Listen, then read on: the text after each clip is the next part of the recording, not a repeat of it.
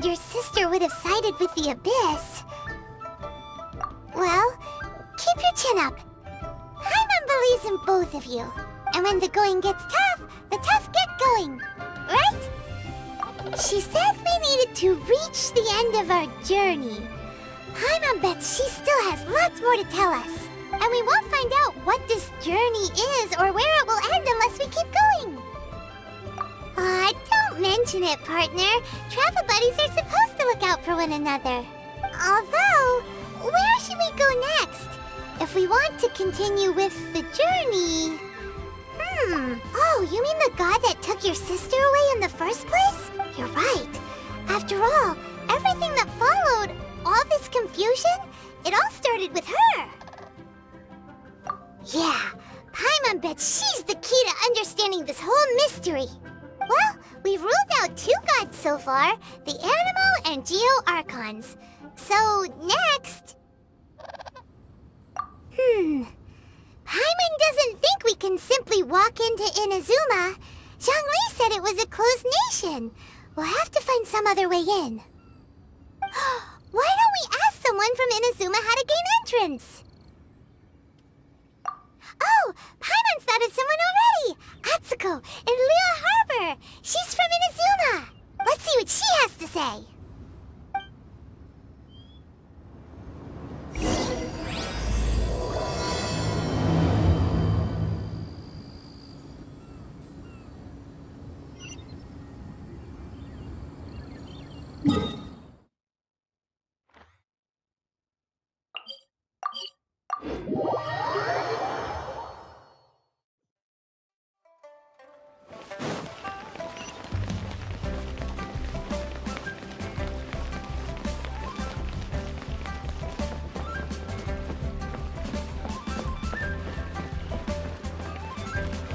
Add as...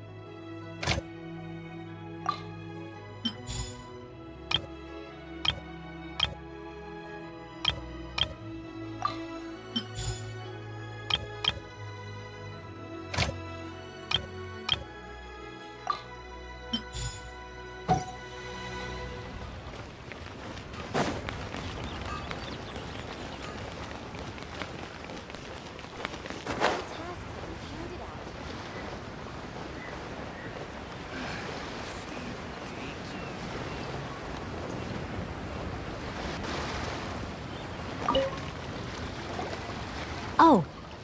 Hello. Oh, I mean good fortune, right?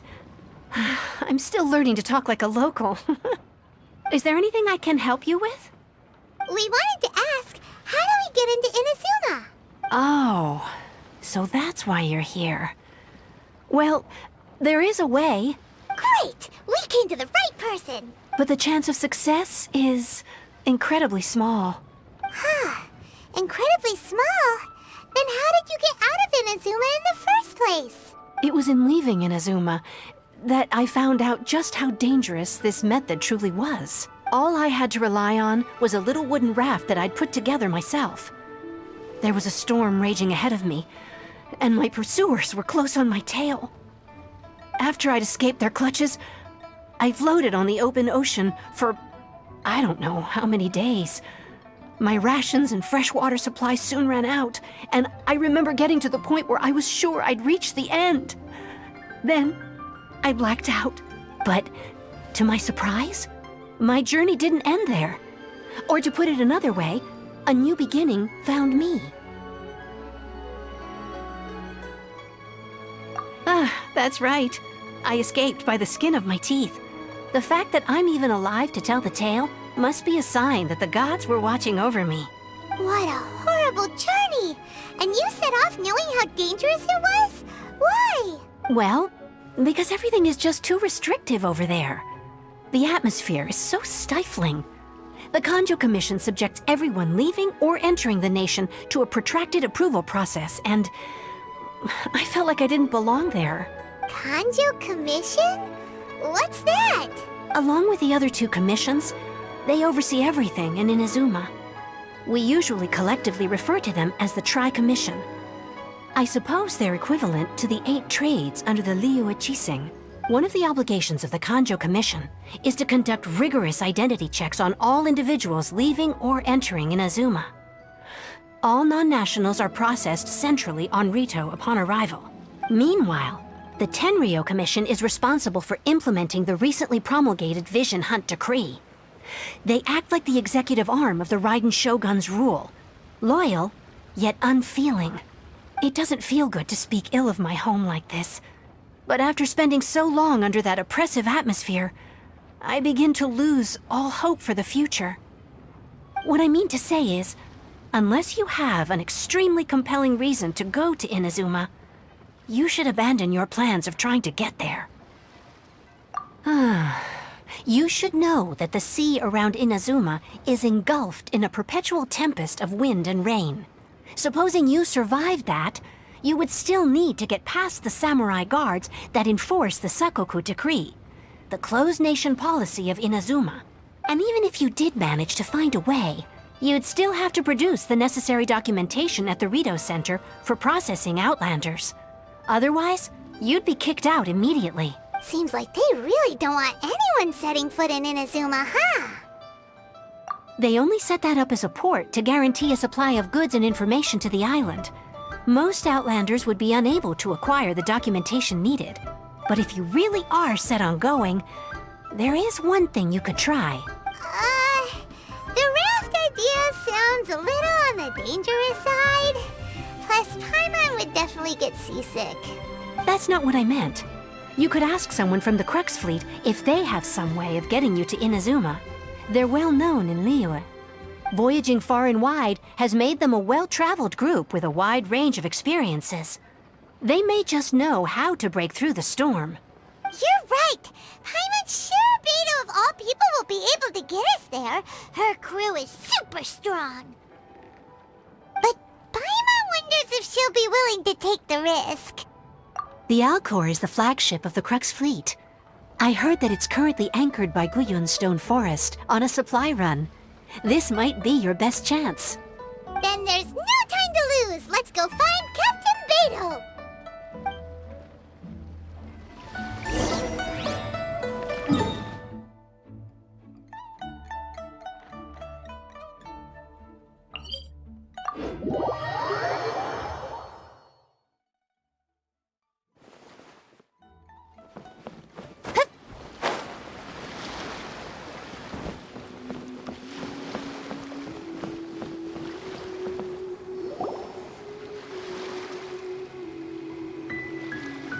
Oh, if it isn't the Traveler and Paimon. I knew you guys would come. Paimon? What a fascinating being. You two give off not only the essence of wind and earth, but also of... yes, the stars. Huh? The fragrance of what now? That's the weirdest compliment Paimon's ever heard. Pay it no heed. I mean only to say I am certain that it is by fate, not chance alone, that we should meet. And that gives our encounter meaning. You're not far off, but they go by a different name in Inazuma. I prefer other means of entertainment. This young man is Kaidahara Kazuha, a temporary addition to my crew for reasons I won't bore you with. Occasionally, he opens his mouth and flowers come out instead of words. With this fine ship and the soft sea breeze, would it not be romantically irresponsible of me not to acknowledge it with a line or two of poetry? No, I can't argue with that. Okay then. Once the clash is underway, I'll give you a chance to perform. Only if the mood takes me, of course. Poetry for poetry's sake tends to lack meaning. Hey, you don't want to pass this opportunity up too easily, especially seeing as our great hero here might be in attendance. Oh, wait a minute. What's the clash? Also, just to clarify, by great hero, do you mean... Huh? I thought you might be here to sign up. You're telling me you've never even heard of it? The Crux Clash is a martial arts tournament that I hold. There'll be a whole bunch of folks taking part to showcase their talents. There are 2 important rules. 1, competitors must be renowned fighters. We want those with so you've got nothing to worry about there. I don't think there's anyone out there who hasn't heard of you. 2, you can't take part if you've got a vision. Otherwise, things get a little one-sided. You must be feeling confident, but you might want to watch out. There are a few crouching tigers and hidden dragons lurking around in Liyue. And with Liyue's savior taking part in the tournament, now that's gonna turn a few heads. I think we can expect a healthy turnout this time. But we didn't come here to take part in a martial arts tournament. Well, before you dismiss the idea completely, you might be interested to hear that the prize this time round is particularly sought after. Get this. It's a masterless vision. Supplied by myself, as a matter of fact. If the tournament champion can reawaken that vision, it belongs to them. Is there really such thing as a masterless vision? When a vision bearer dies, the light in their vision will fade away. But the shell that housed that light remains. As for whether this shell has any practical application, well, this remains to be seen. But my intuition tells me that while it remains in the world, it may just be possible for someone else to inherit it. Yep. And the way I see it, a vision is a badge of recognition from the gods. So if anyone's able to rekindle it, it's gotta be an individual of exceptional strength and talent. Organizing the clash is my way of uncovering hidden talents. And hopefully this time, getting a vision to glow again. So if you don't have a vision, this is the perfect opportunity to get your hands on one of your very own. Yeah, we're interested in getting to Inazuma, not fighting in some tournament. Inazuma? You want to go there? Well, why didn't you say so? Inazuma? No sweat. In that case, if you win the tournament, I'll give you a choice. Masterless Vision, or a ticket to Inazuma aboard the Alcor. Up to you. You just want him to take part in your tournament.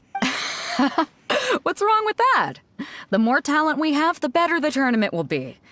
I couldn't let a competitor like you fall through the net. What are we gonna do?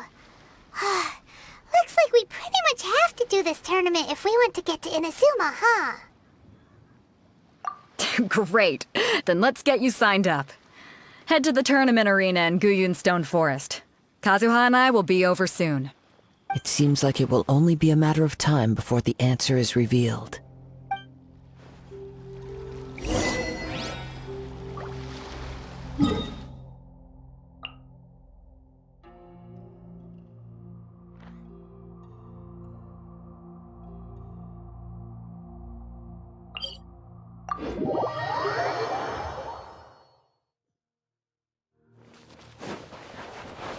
May I present?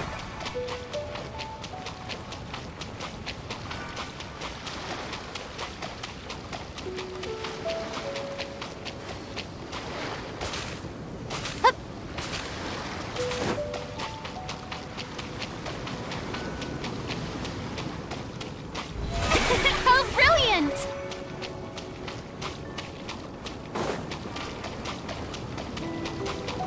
Before we sign up, let's see who the other competitors are. Beto said that they had to be renowned fighters. Who will we be up against? Hey, youngster. Are you here for the Crux Clash too? If so, Seems I found myself another new adversary. So you're also here for the tournament? You better believe it.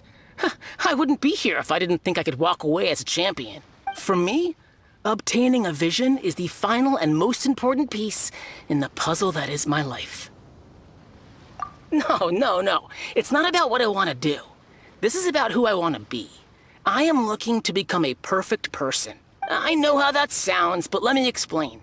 I've lived a successful life so far, without any setbacks. I've passed every exam I've ever taken, enjoyed numerous successful business ventures, and seem to get on with just about everyone socially. In most people's eyes, I am already the very embodiment of the perfect person. Though, of course, I'd never let the praise get to my head.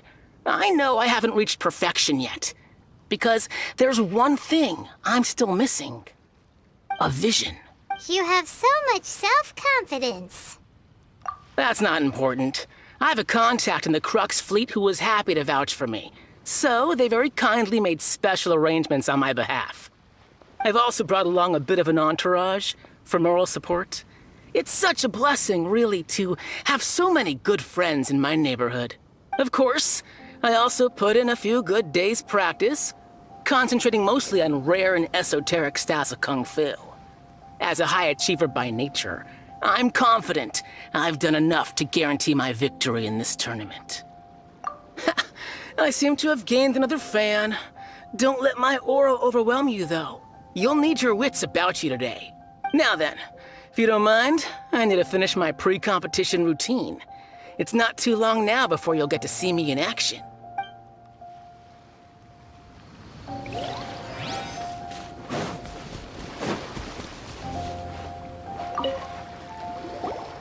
Hello?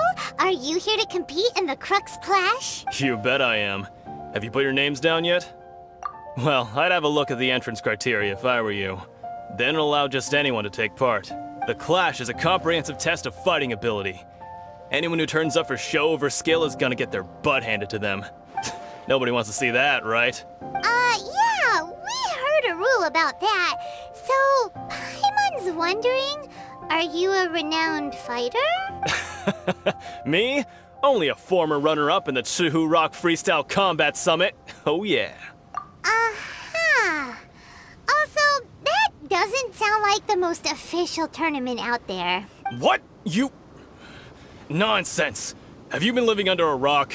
It's been going on for years. There were plenty of competitors when I took part. Not to mention, I've helped the Millilith catch treasure hoarders before. There were 2 of them trying to escape. I soon sorted them out. They tried to sneak past me under the cover of darkness. They didn't know what hit them. I planted a left hook on the skinnier one's face and sent him flying. Then, the big guy pulled out a knife. I stood my ground, of course. A roundhouse kick sent the blade hurtling into a beam above us. I told you. Unarmed, outnumbered 2 to 1, but I still got the upper hand. I'm not saying I came out completely unscathed, of course. But the fact remains that I did manage to subdue the both of them, and hand them over to the Millilith. I received quite the commendation. Oh yeah. Uh-huh. But for us, even 4 or 5 treasure hoarders at a time is all in a day's work.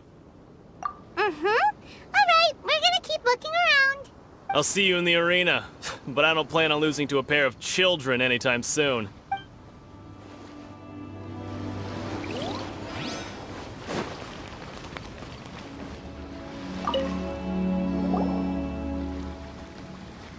Hi there, are you here for the Crux Clash too? That's right. Nothing beats real-life combat for honing your skills. That's what our master taught us. But this tournament is more than just a chance to put training into practice. It's also a chance for us to obtain the masterless vision. Exactly. With a vision, we'd quickly become our master's top students. This master of yours must be pretty incredible, huh?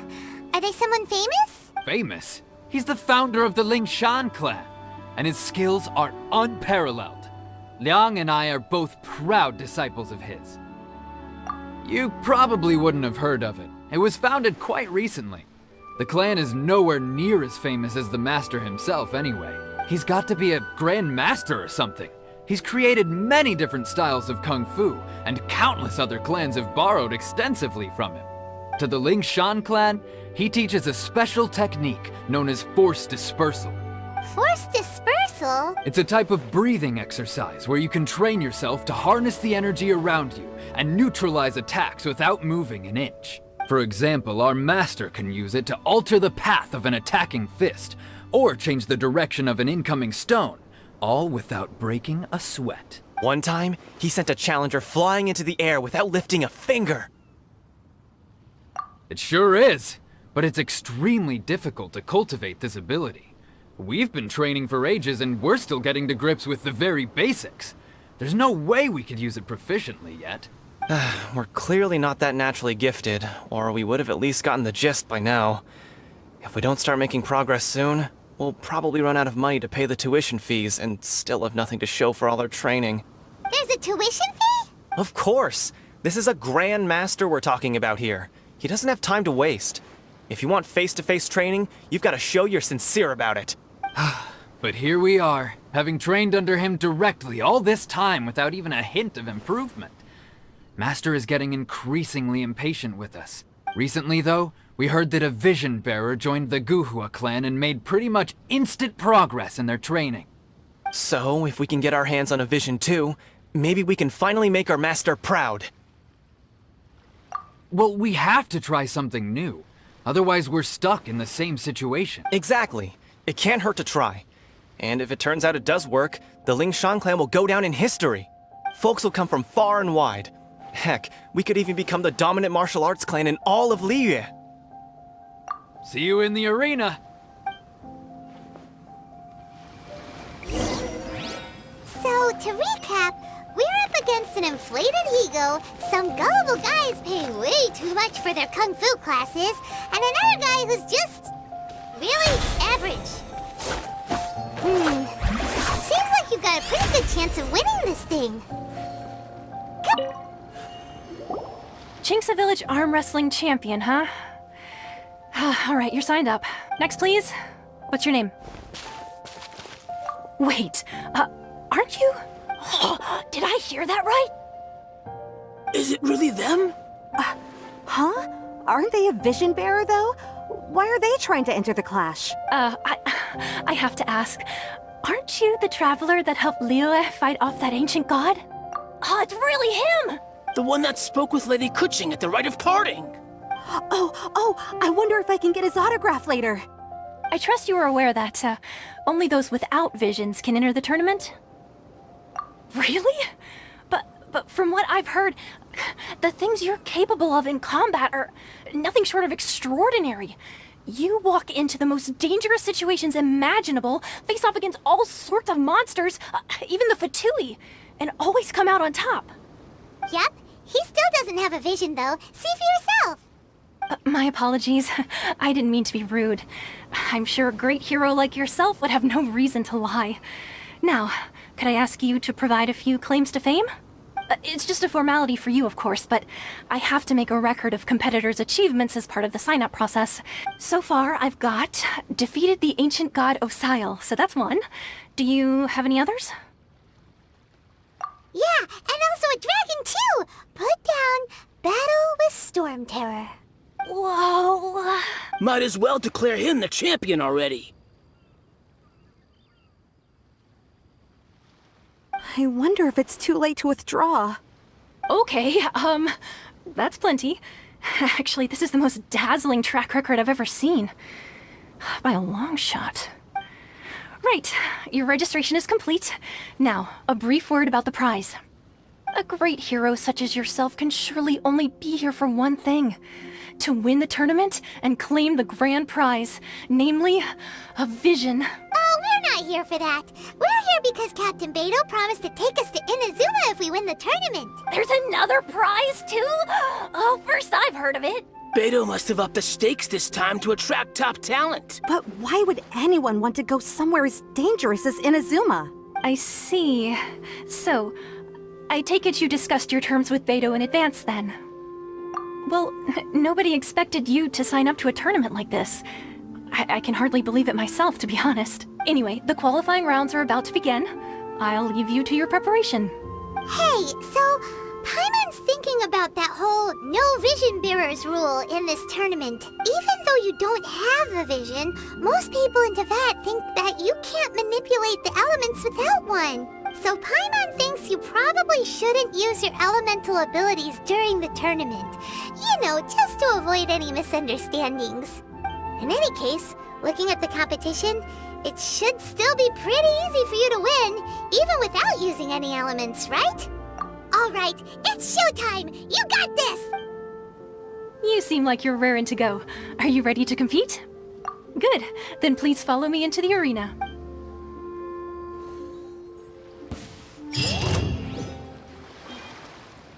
Our next competitor is seen by many as the favorite to win this tournament. His first bout begins now! You? You're the hero they're talking about? What a strange guy. Why was he so confident to begin with? Well, now that we've won, let's go and see Beto. She'll probably have something to say to us.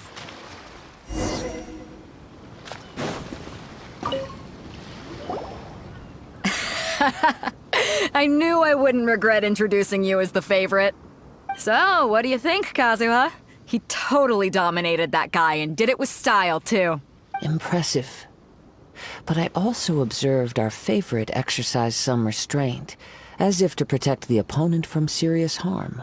Well, I've fought my fair share of battles, both big and small.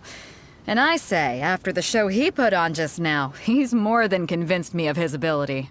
So come on, we all know you've got a wide vocabulary in there. Can't you spare a word or two to congratulate our up-and-coming champion? All right. Let me think how to aptly phrase these words of praise. You fought well. All right then. I was thinking your inner poet might want to join in the fun, but I guess I shouldn't put you on the spot like that. You know, a lot of competitors came to me saying how surprised they were that Liyue's hero was entering the tournament, and since you signed up, we've had many others do the same, with more than a few top-tier fighters among them. I'm sure lots of them are here to find out how they stack up against you. Well, since everyone sees you as the one to beat, I figure I should start treating you that way too. For one thing, we don't want you wasting all your energy in the early rounds fighting people who are well below your level. Not to mention, you must be itching to fight someone in your league too, right? So, I'm putting you straight through to the semifinals. Huh? But we only just started the qualifiers. Seems like a crazy system if we just skip straight to the semifinals. This is how Captain Beto works. You won't persuade her otherwise. Besides, at your level, you would have made it to the semifinals anyway. Huh. To be fair, Paimon was thinking that too. Alright, I'm gonna watch some more of the tournament. If there's any potential contenders for you out there, I want to know who they are and what they're about. We're finally here, folks. The real show is about to begin. The captain seems to have high hopes for this tournament. I have not seen her so excited in quite some time. Your opponent has fought many rounds to get to the semifinals. This makes him a seasoned warrior. You may well be stronger than him, but this should not give you cause to lower your guard. Very well. Show me that you are ready to push through the storm that lies ahead. Alright, that's enough chit-chat for now. The audience is waiting. Go find the crew member that signed you up. She'll take...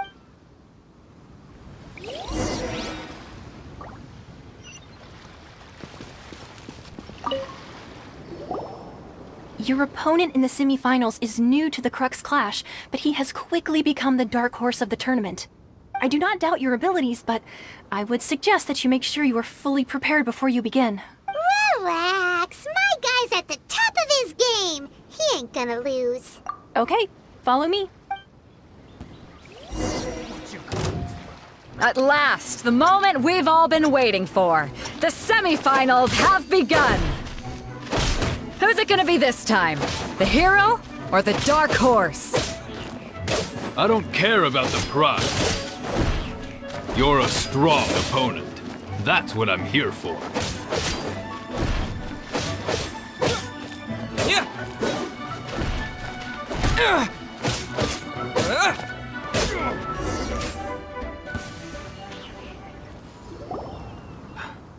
I'm sweating all over. It's a good feeling. Congratulations. I was beaten by the best. I need to train harder. Right! For a moment there, Paimon was a little worried. If you had a vision, you'd definitely be one of the strongest around. I wanted a vision once, when I was a kid. People said that if you're strong enough, you'll have your chance to get one. But mine never came. I lost interest eventually. You can't depend on a vision like you can your own body. I've fought and won against vision bearers before. The power they have was given to them by the gods. I don't envy it. Huh? You mean you didn't sign up to try and get your hands on that masterless vision? No, I didn't. I only wanted to pit myself against other fighters and see who was the strongest. Only in defeat can you understand your weaknesses and learn from them. So I'm pleased with today's outcome. I don't often have the pleasure of experiencing defeat. Wow! Now that's true strength talking. If you have the chance in the future, please come and spar with me again. I will be stronger next time. By the way, do you know who else made it into the finals? Is it gonna be someone even tougher than you? Whether they'll be as tough as me, I don't know. But what I have heard is that they're extremely quick. So don't get too cocky. There he goes. Maybe we should ask around, see what we can find out about our opponent in the final round. Paimon thinks we might need to up our game a little. Ah, it's you! I watched your match. What a stunning performance. I myself was eliminated in the third round. Shame. If only I could have advanced one more round. Maybe next time, huh? By the way, do you happen to know who else advanced to the final round? Why, yes. He's the same one who defeated me. He is a formidable opponent, quick on his feet and swift to take advantage of his opponent's missteps. I faltered for but a brief moment, but before I knew it, he had me on the floor. Given my stature, I have no fear of squaring off with physically strong opponents. But faced with a nimble, agile opponent such as him, I found myself completely out of my league. Still, I'm sure he'll be no match for you. Hey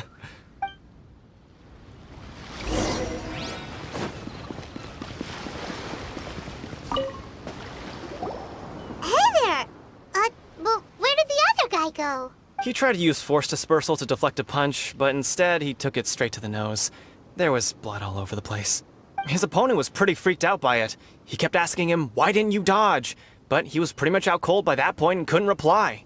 "Why don't you dodge?" they ask. Because to not dodge is the very essence of Lingshan clan kung fu. It's just that he hadn't quite mastered it yet. Don't even get me started. I spent all my energy helping him get from here to the boat to take him back to the harbor.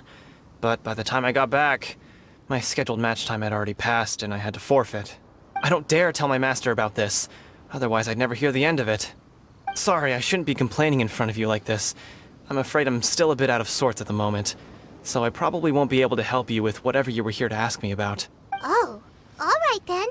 Hope your buddy makes a swift recovery. Hang in there. Thanks, I'll do my best. We still haven't got any useful information yet. Maybe we can go talk to Beto. You gave an outstanding performance. Truly commendable. I could sense that you're not familiar with bouts of this kind, and it could have cost you the match. But you were quick to adapt, and managed to claim victory over your opponent. That is a most invaluable skill. In fact, I discerned this not from what I saw, but what I heard. The ground beneath your feet, and the pattern of your breathing. But it is nothing remarkable, for I discerned nothing more than Captain Beto did. He's right. But in my case, I was purely relying on previous experience. I guess not using your elemental powers must be quite new for you, huh? We wanted to ask about who our opponent will be in the final round. Do you think they'll be stronger than the one we faced in the semifinals? Not exactly. Contenders that reach the finals aren't necessarily stronger. They tend to have something unique about their style. As for the guy you'll be facing, his skill lies in his speed, and he has superior form. It's also obvious that he's seen his fair share of battles. What's the matter? Worried that you've bitten off more than you can chew this time? If that is the case, then I have a proposal for you. I haven't properly introduced myself yet. In the land of Inazuma, I was a wandering samurai. Yeah, we could tell that from your getup. But at the same time, when you talk, you don't really sound like someone who's used to waving a sword around. It is true that I am versed both in literary and martial traditions. But on the straggling path of a wandering samurai, is there harm in acquiring a surplus skill? I do not mean to flaunt my martial prowess, but I myself have witnessed reputable fighters hailing from across the lands. I do possess some knowledge regarding your opponent's particular skill set. Given your talents, a few hints from me will be all that's necessary to bring your opponent down. Hang on. Don't you think you're bending the rules a bit there? Gathering intelligence is an essential part of any duel. You must know your enemy. Besides, our favorite here has fought many battles on their journey from Mondstadt. Such impressive feats require more than just bravery alone. You betcha! Wait a second. We never told you that we've been to Mondstadt. Does one not leave a trail when traveling through the wild? In return, nature also leaves its traces upon you. However, there is only so much that can be discerned from these traces. I sense that many things about you elude me still. These are the things I am curious to know about. Come with me. Some post-match entertainment is in order.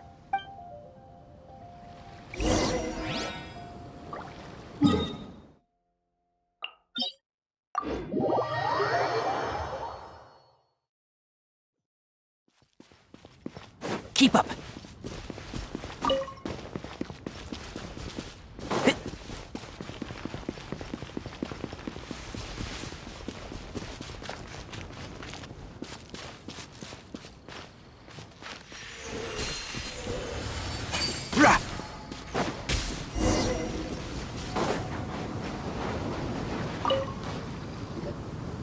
Now that we're alone, let me cut to the heart of the matter.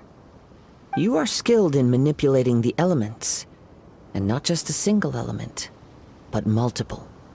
Is that correct? Paimon knew that you were hinting at something from the moment we met. You've known all along. That's right. If the other contenders were to catch wind of your elemental abilities, let's just say it would cause some unwanted misunderstandings. If I'm not mistaken, you share these considerations, given your reluctance to use elemental skills even in the heat of a match. When I talk about that which I see or hear in you, this is not poetic symbolism at play. I mean these things in the truest sense possible. Since a young age, I have been attuned to the tidings of nature. I hear the breath of the wind and the whispers of the leaves. It is things of this nature that I also hear from within you. Nothing more. As crazy as all that sounds, somehow Paimon still believes you. My humble abilities are negligible compared to your incredible feats.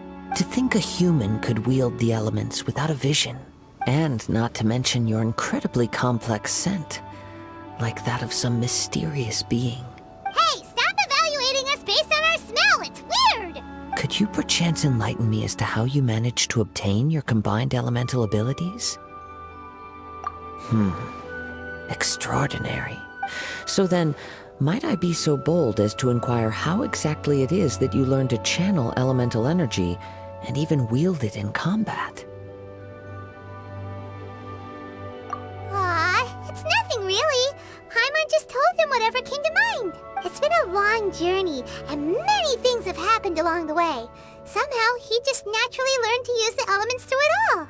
Honestly, even Paimon doesn't understand how it all works. Perhaps such unfathomable things are the essence of the gods and the visions they grant. However, I still wish to have the honor of seeing how you wield the elements. Perhaps it may yet reveal something to me. Of course, I too shall share with you all that I've learned. That will make it a fair exchange. Now then, let's test your skills, shall we?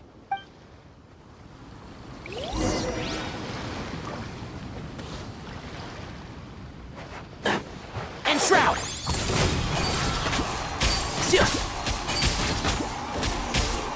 Yeah.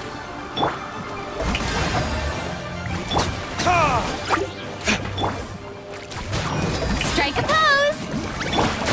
Can't see? Yeah.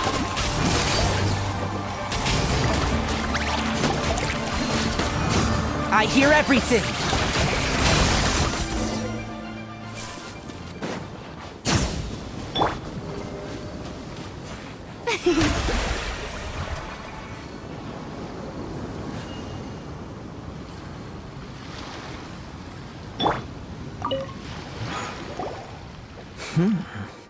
Your skills in battle are truly beyond reproach. Even with your opponent's speed, he shouldn't be able to overwhelm you.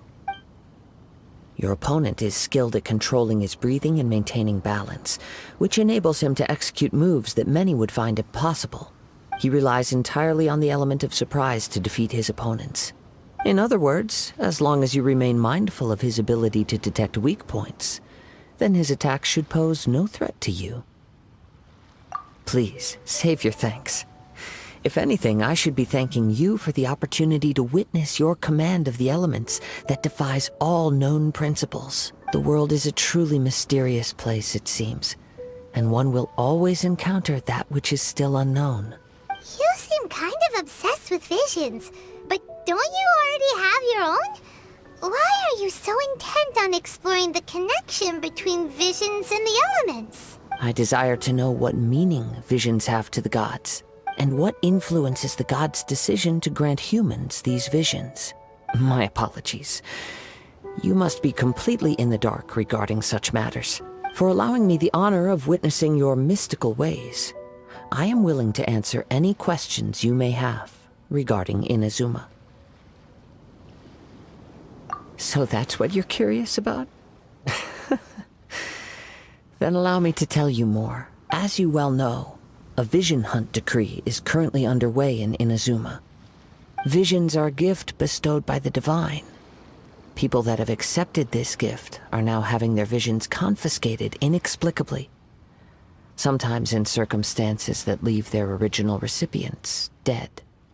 In the outset, supposing each of the 7 archons had their criteria for granting visions to living beings, then does the current Electro-Archon now doubt these criteria, or even the act in and of itself? Not to mention, with no new Electro-Visions having been granted for such a long time, it would seem that we can infer something of the Raiden Shogun's feelings on the matter. She sounds less like an Archon and more like a tyrant. As far as I know, she is an Archon that pursues eternity. She will relentlessly carry out her will with no regard to what others may think or feel. Liyue's contracts are meant to benefit all who reside within Liyue. But what does Inazuma's pursuit of eternity bring to its people? It goes without saying that the people locked within Inazuma do not fare well these days. Sounds a lot like something the god you encountered in the beginning would do. Oh? Have you encountered the Electro-Archon before? With time, we will change. But the Shogun will remain the same. If you wish to find her, she will forever be there. There will come a day when I too shall wish to understand the answers to eternity from her. Ah, the time for your match is approaching. Oh, right! We got so distracted talking about Inazuma that Paimon forgot all about the tournament! If you have no other matters to attend to, then we can return together. Very well, let's go. I wish to see who will obtain the vision.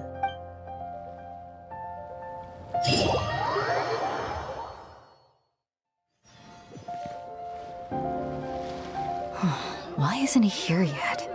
Never mind. We can start by making your entrance first. Everyone, listen up! Your attention, please!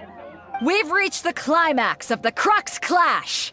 This is the final match. We've seen many exciting battles today, and now at long last, the two finalists have emerged. Now, I'd like to introduce our first combatant. Though few have seen him, his reputation knows no bounds. He strikes fear into the heart of Osile, and the mere mention of his name causes even the Fatui Harbingers to turn pale in the face. Introducing Liyue's Traveling Hero! Wow!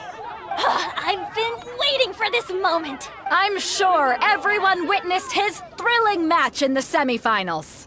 But today's final round will surely take things up a notch.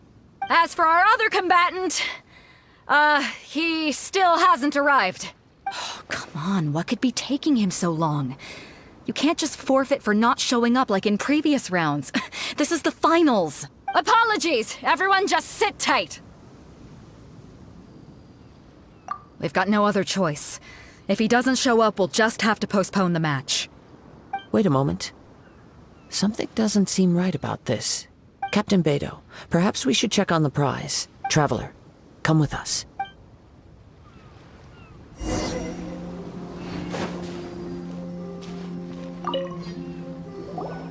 Let me see. It's gone all right. The vision is missing. Huh?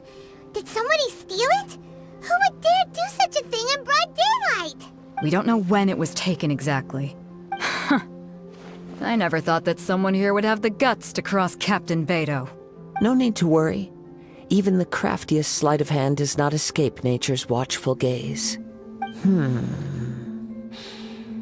The culprit has only acted recently. They will not have gotten far. The vision was the prize that I had offered, and it was my responsibility to look after it. Well, if you insist. I'll leave the matter to you then. I'll stay here and try to offer some explanation to all the spectators that came to see the match. If you would, please come with me. But we're on an island. Where could he have possibly run to? Come with me. I can sense the winds are coming.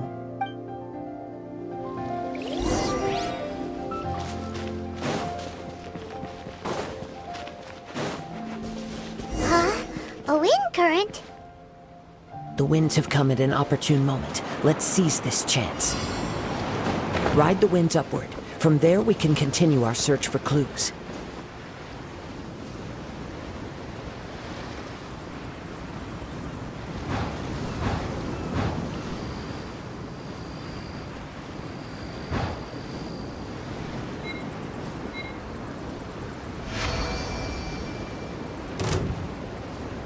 By the way, what made you suddenly think of checking the prize in the first place?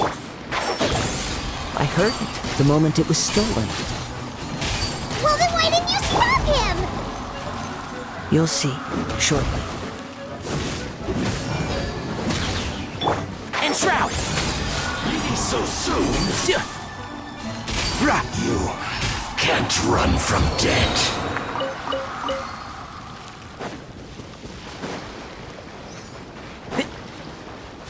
The winds are guiding us forward. The culprit is on the opposite shore now. You can hear that too? What does it sound like? Hubris. This way. Follow me. There may be an ambush waiting for us up ahead, but I trust that you are well prepared for such a scenario.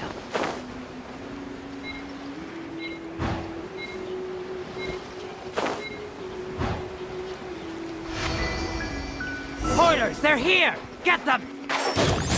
Treasure hoarders, just as I expected. In which case, please stand back. I'll uproot you!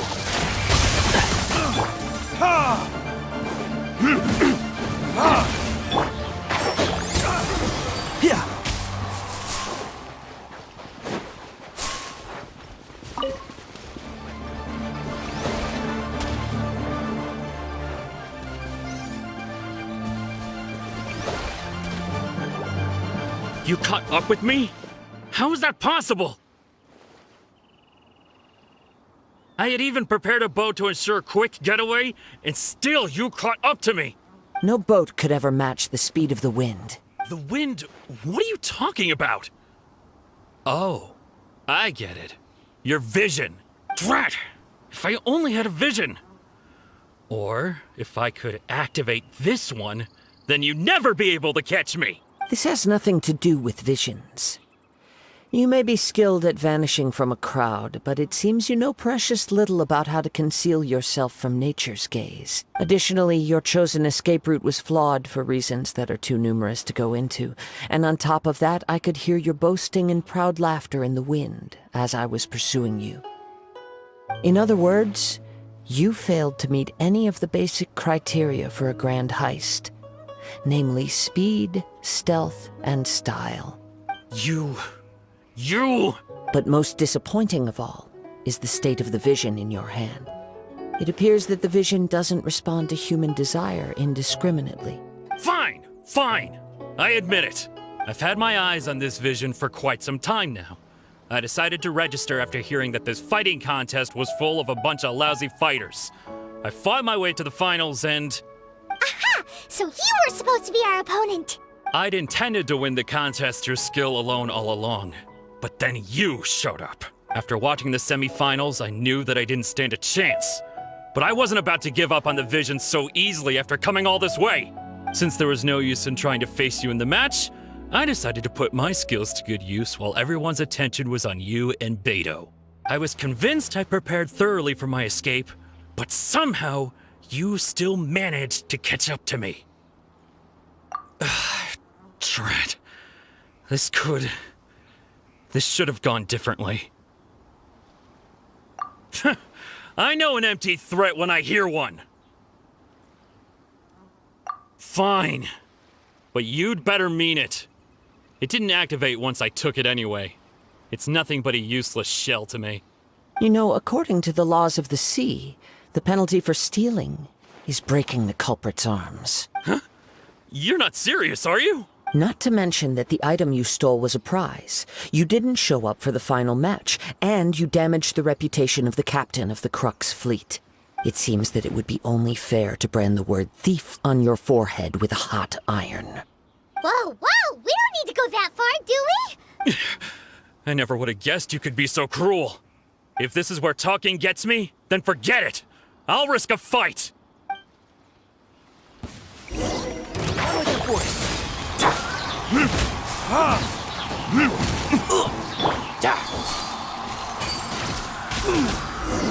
Just a temporary setback.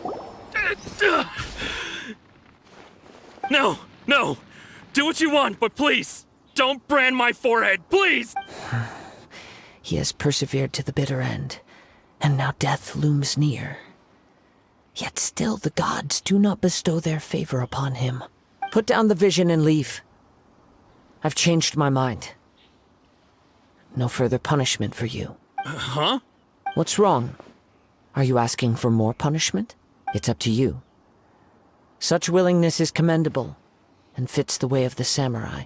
No need for that. Thank you for releasing me. You truly are generous. Huh? Paimon doesn't get it. Were you just trying to scare him? I take no pleasure in frightening others. I was just testing all possibilities while the vision remained in his hands. When people are forced into a corner, that is when their greatest strength will appear. I thought it may be an opportunity for him to awaken the vision, but unfortunately, nothing happened. Yes, I wanted to know whether it were possible for an extinguished vision to be reawakened. From the moment he stole the vision, I decided to use him for this experiment. I've tried many other methods in the past, though few tales tell of a masterless vision reawakening. After seeing you command multiple elements, I figured that nothing is impossible. Come, why don't you give it a try? Let's see if you can give me the answer I'm hoping for. The vision didn't seem to respond at all. I see. So you are also unable to rekindle the vision. No matter. This was expected. I suppose this vision is still mine to take for now. Yeah, what's the story behind this vision anyway? The story begins with an old friend. He was once a good friend of mine. One day he asked me about a sword art of which he had heard, the Musono Hitotachi. I told him it can only be witnessed when divine punishment is administered. It is the pinnacle of the Raiden Shogun's skill, a symbol of ultimate power. But he replied, there must be one who can withstand it. There will always be those who dare to brave the lightning's glow. Then, the Vision Hunt decree arrived. People's aspirations were stripped away as the Raiden Shogun began to construct her ideal of eternity. While I was fleeing from place to place, I heard that my friend had challenged the Vision Hunters to a duel before the throne. A solemn yet brutal challenge. The defeated face divine punishment, while the victors gain a second chance. Perhaps he thought he of all people should make a stand. Coming face to face with the Musono Hitotachi was all that he truly desired, after all. When I arrived at Tenshukaku, the duel was over. I heard his sentence of divine punishment, his severed blade hitting the ground. Perhaps that was the glory he had yearned to witness. In his last moments, what expression was on his face? Before I knew it, I had stepped forward and snatched the dying vision and was running from the scene. All I knew was that I mustn't let his hope, which burned so brightly, become buried among the ice-cold statue of a god. Perhaps one day, I may come to find that all I have done is meaningless. But as a wandering samurai, I find meaning in traveling and the sprawling beauty of nature that lies along the way, while still retaining the warrior way in my heart. Kazuha! It's just another way of saying I do as I please. All right then, it's time we returned. Allow me to gather the wind for us once more.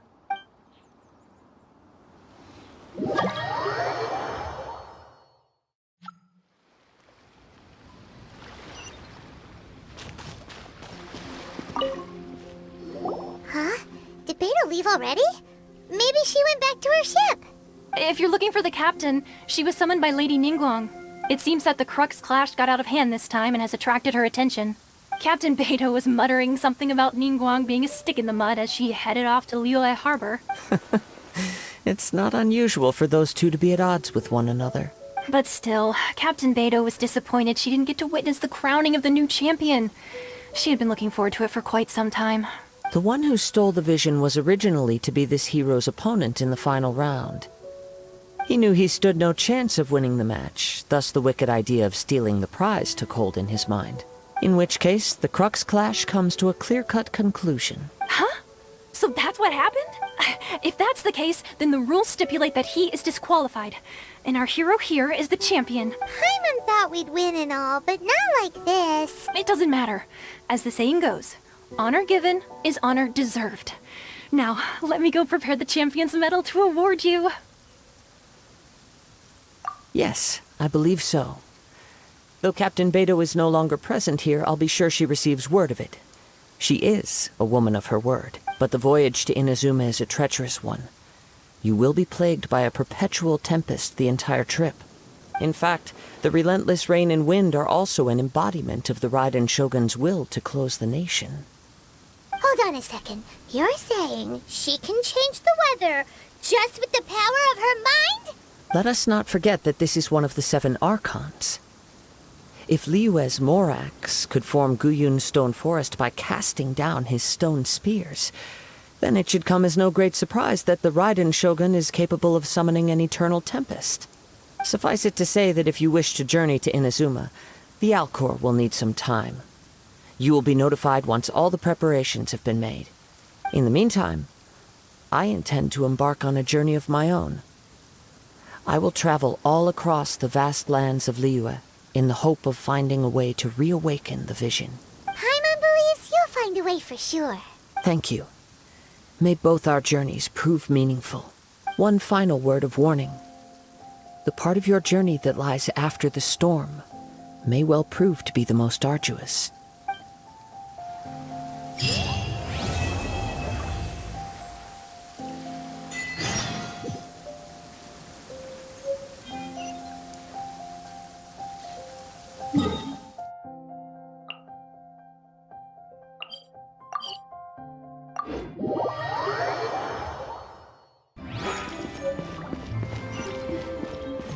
Keep up.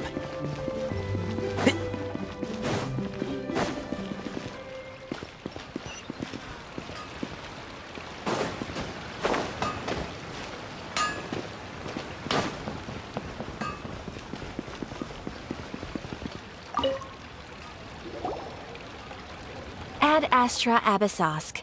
What can I do for you, traveler? Ah, yes. I've heard that you've already made arrangements with the captain of the Crux fleet regarding your passage to Inazuma. Is that correct? Now that I think about it, it's been quite some time since I last visited those lands.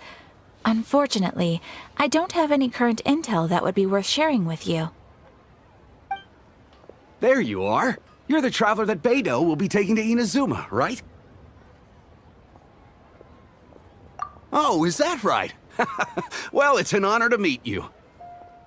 The fleet is nearly completed reprovisioning.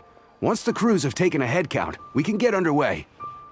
Captain Beidou sent me to come get you. We'll weigh anchor as soon as you're aboard. Seems Beidou is a captain of her word. Of course! There are many things that the captain insists upon. I'm sure you'll see for yourself once you're on board. So you'll be heading off then? I suppose congratulations are in order. Whether the journey before you leads to the heights of the heavens or the depths of the abyss, each step you take is another achievement. Until we meet again, Ad Astra Abyssosk. Oh, it's kind of hard to say goodbye now. We practically see each other every day. Well, if that's how you feel, why not come and find me when you arrive? I'll be awaiting you on Narukami Island.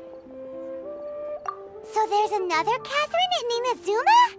See, there's no need to get all sappy now.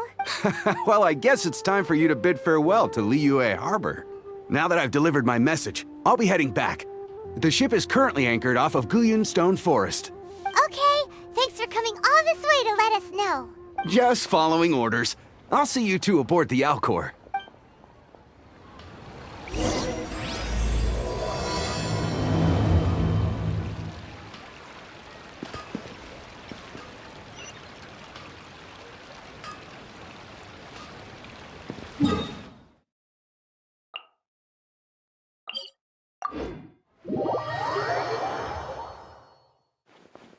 I'm used to the rain, but you should probably use an umbrella.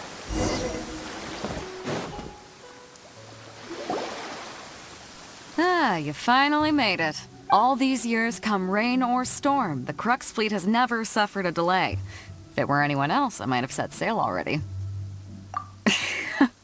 Don't look too serious, I'm only joking. You're just on time. The crew have just finished making final preparations. Well, now that everyone's here, we set sail for the land engulfed by storm and tempest. The nation of eternity. Anchors away!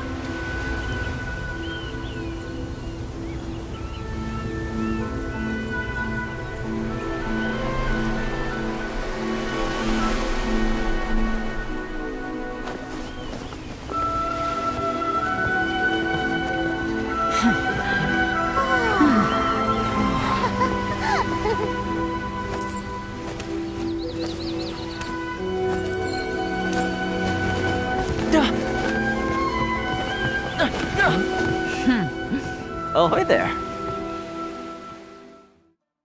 If you press a leaf between... So, you finally made it.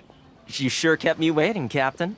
And it appears we have a couple of stowaways. Or perhaps I should say, honored guests. Shush! You can blame your almighty Shogun. The tempests around Inazuma have been growing all the more fierce lately. Though the fleet was fully up to the challenge, the inclement weather still caused some delay. Now then, let me introduce everyone. This is Toma, a trade partner that I've gotten to know recently. You don't know how long I've been waiting to see you. Toma, these two are... Oh, no need for introductions. Their reputation precedes them.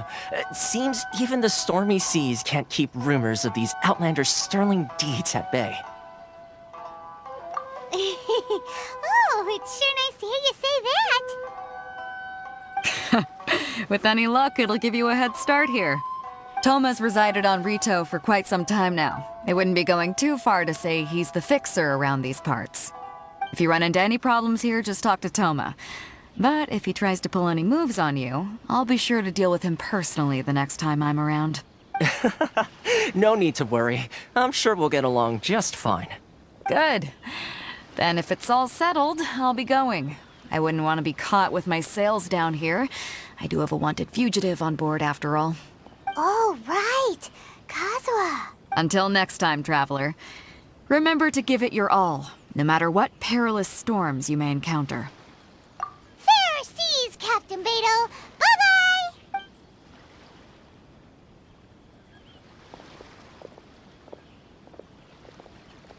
Now then, first things first. We need to go get you registered at the border checkpoint. Paimon thought we were supposed to be keeping things on the down low. Are we just gonna walk into the government's hands? Don't underestimate the reaches of the Sakoku Decree. You wouldn't be able to avoid inspection even if you tried. So we have to play by the rules, even if we're kind of bending them.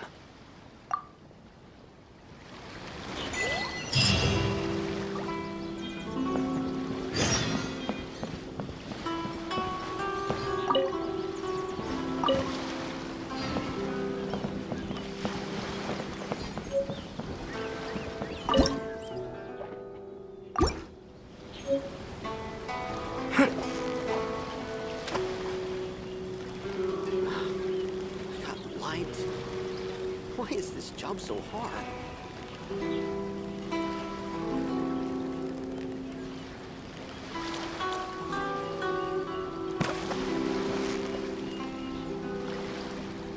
Victory is almost ours! Wow, Paimon's stomach is rumbling already!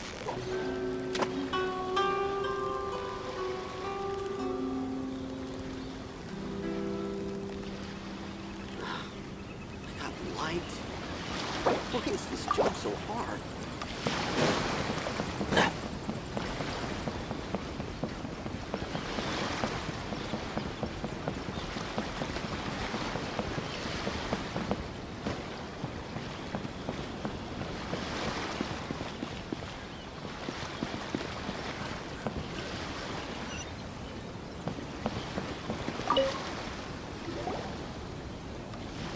Hello?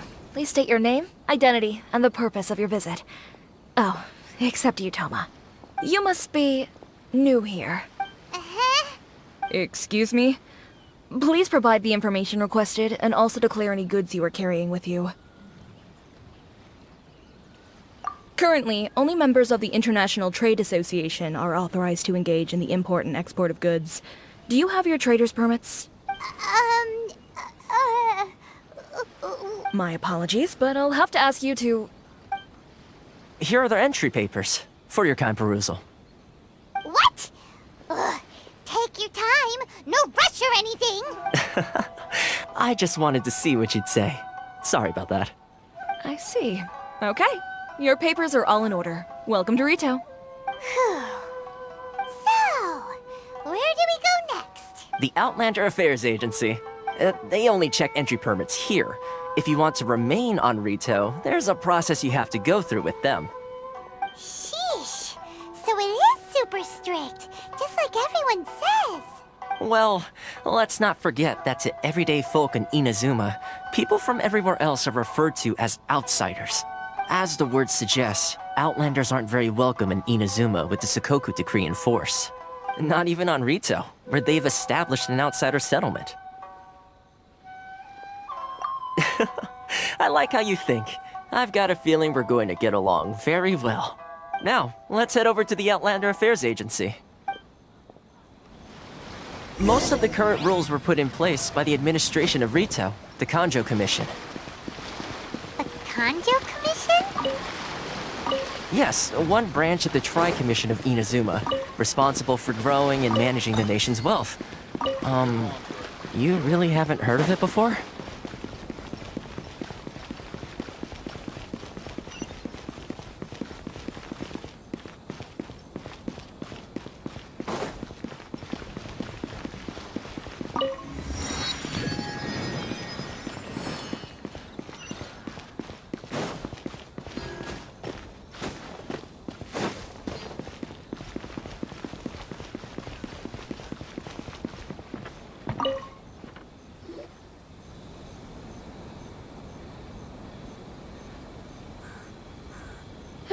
You've completed the entry procedures, yes? And now you want to apply for residency? Both of you? Yes, please. Okay, the processing fee will be 2 million mora. 2 million? For a processing fee? Are you serious? That's right. 1 million per applicant, which makes 2 million total. Don't worry, you can trust my math. Paimon wasn't so much questioning your math as... Ma'am, these two here are good friends of mine. I think you'll find I'm one face you recognize. Ah, Mr. Toma, it's you. By way of courtesy, allow me to reduce it to 400,000 mora total. Thank you ever so much, Miss Eureka. But as this is just a processing fee, I think 600 mora should cover it if I'm paying on their behalf. I'll treat you to dinner too. How does that sound? That's not how you haggle! By all means, bargain the price down, but... All right then, as you wish, Mr. Toma. I will make a record. Much obliged.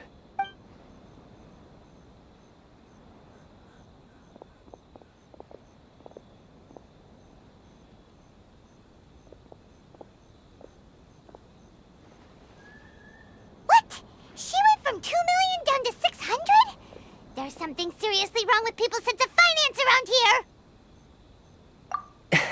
It's not as mind-boggling as you think. A processing fee is just a figure of speech.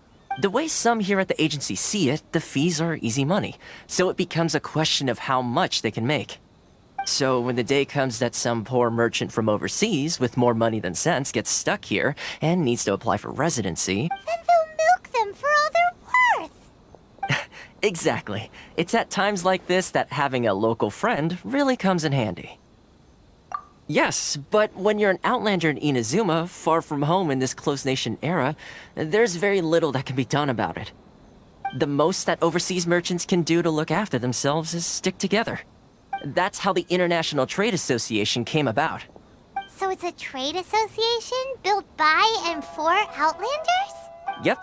And as well as advancing commercial interests, the association provides help, support, and structure for Outlanders trying to survive on Rito. Essentially, it's an association devoted to both commercial excellence and survival skills. Sounds like just staying alive is an achievement when you're an Outlander in Inazuma. I see. So this is the real purpose of your trip. Yes, given that you are Outlanders, it's certainly a lofty aspiration. After all, the Raiden Shogun is the most exalted and revered one in all of Inazuma. She is a deity who reigns on high, while all other life gazes up in awe. Huh. I was going to say nothing is set in stone when it comes to who you will encounter in this world. Who's to say you won't happen to run into the Raiden Shogun one day after lunch? Uh-huh. And is that likely? Okay, I'll give it to you straight. I know of a way to introduce you to the Raiden Shogun. Really? Wow, the Rito Fixer's better connected than we thought. I mean, it will take all the resources I have at my disposal, but it can be done.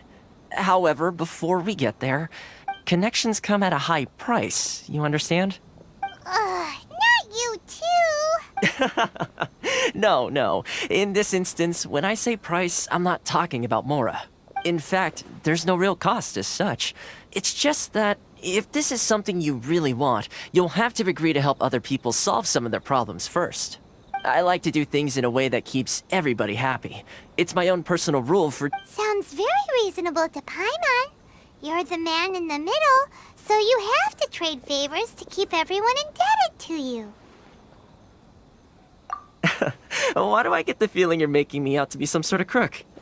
Never mind. Here's the situation.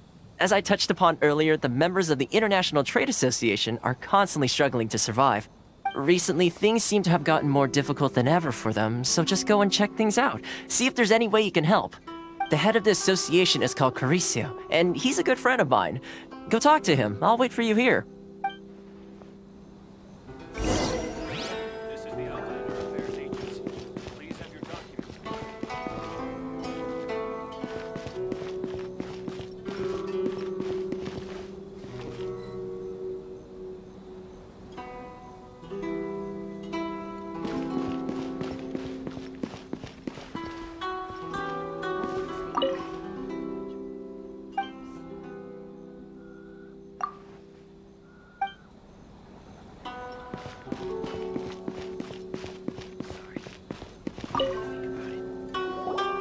Huh? Hello there. You must be seeking refuge with the International Trade Association. The Outlander Affairs Agency took you for all you're worth, I suppose.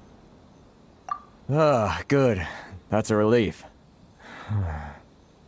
You need to be careful, or you'll find yourself losing your savings all at once. We heard the association has been having some difficulties lately.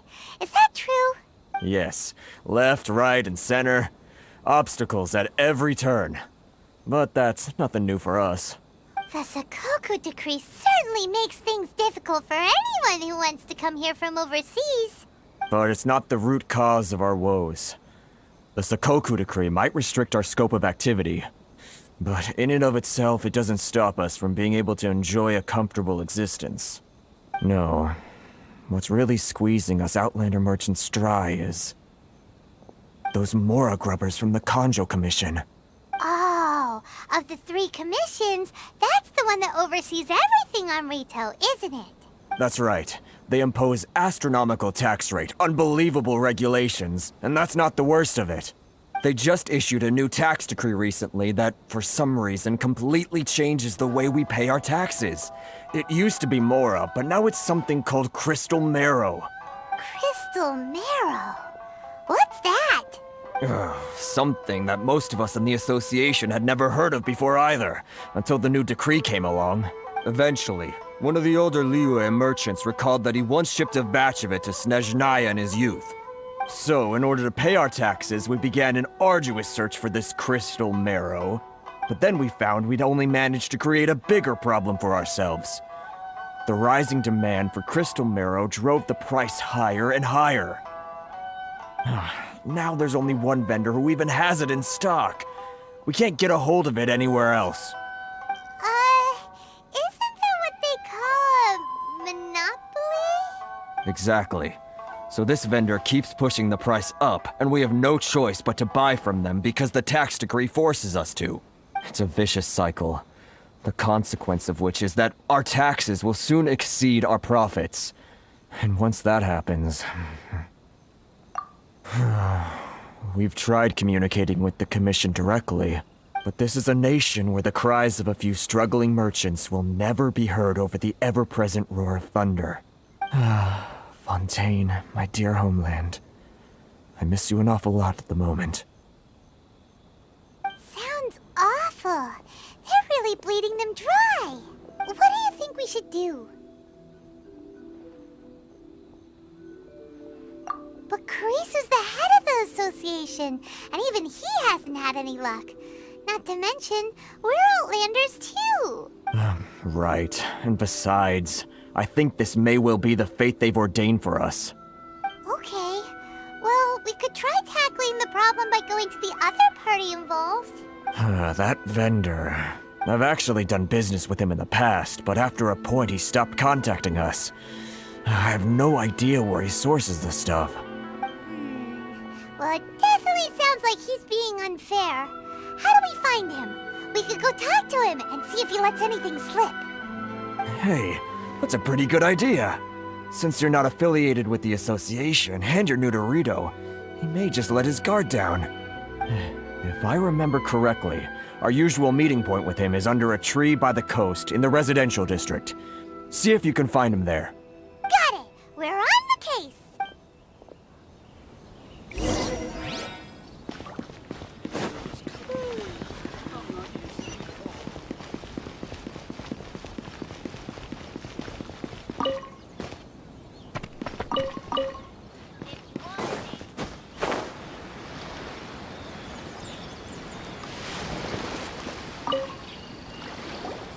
Huh?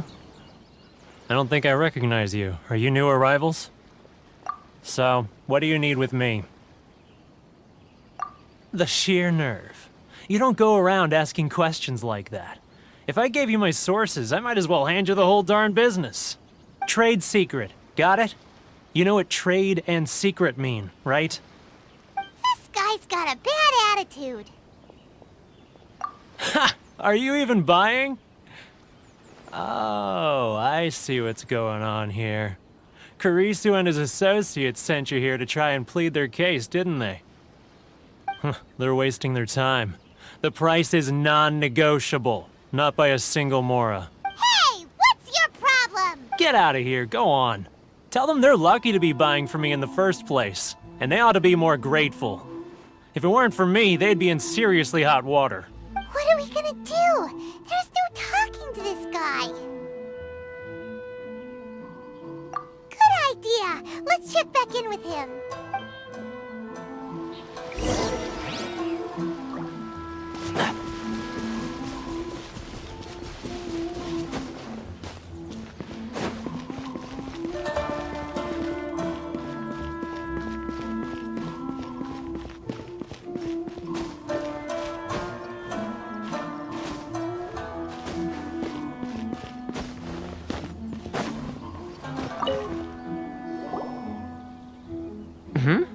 That was quick. You resolved it already?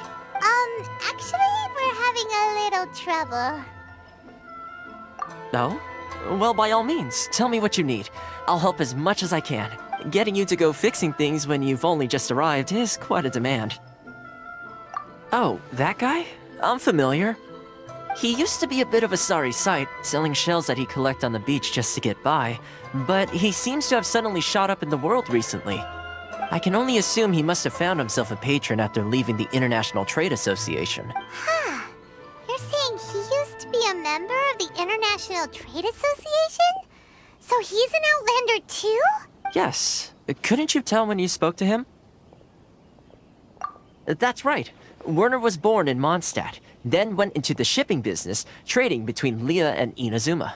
When Inazuma closed to the outside world, he was one of a group of Outlanders that ended up stranded on Rito. What a bummer! The International Trade Association was initially very generous to him, but over time, with decree after decree, the association members found it increasingly difficult to make ends meet. So he left the association and turned his back on them. I'm sure it's more nuanced than that. I believe even the most ungrateful and cold-hearted of people still have some amount of gratitude and warmth left in them somewhere. Really? Is that all you need to know?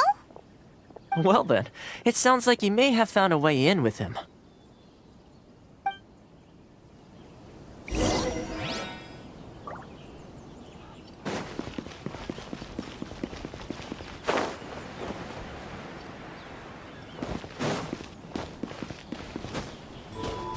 Keep up.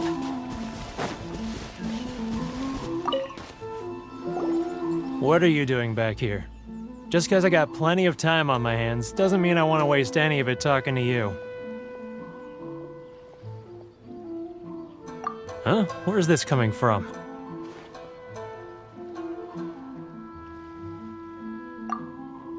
Mondstadt? You were talking about Mondstadt.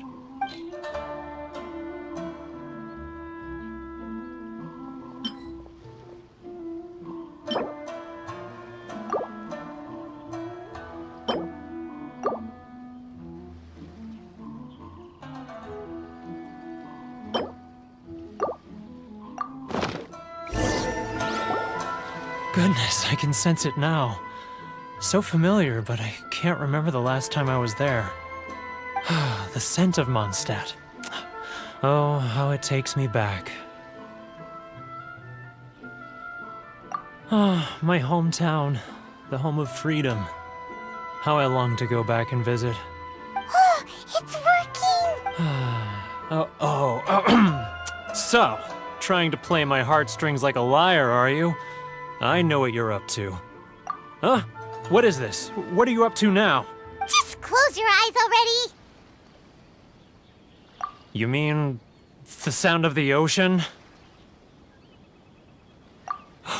Leah Harbor. I can see it so clearly. Oh, and the sound of the waves. The calls of the merchants. Xiao lanterns. I'm right there at the lantern right. Oh, look at them floating up into the sky. This guy has a really active imagination. Either that or he really does miss Liyue Harbor. Liyue.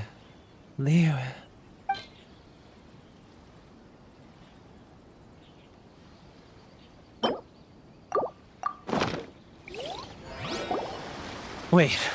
Stop. That's enough. Don't make me relive it anymore. My poor heart can't take it.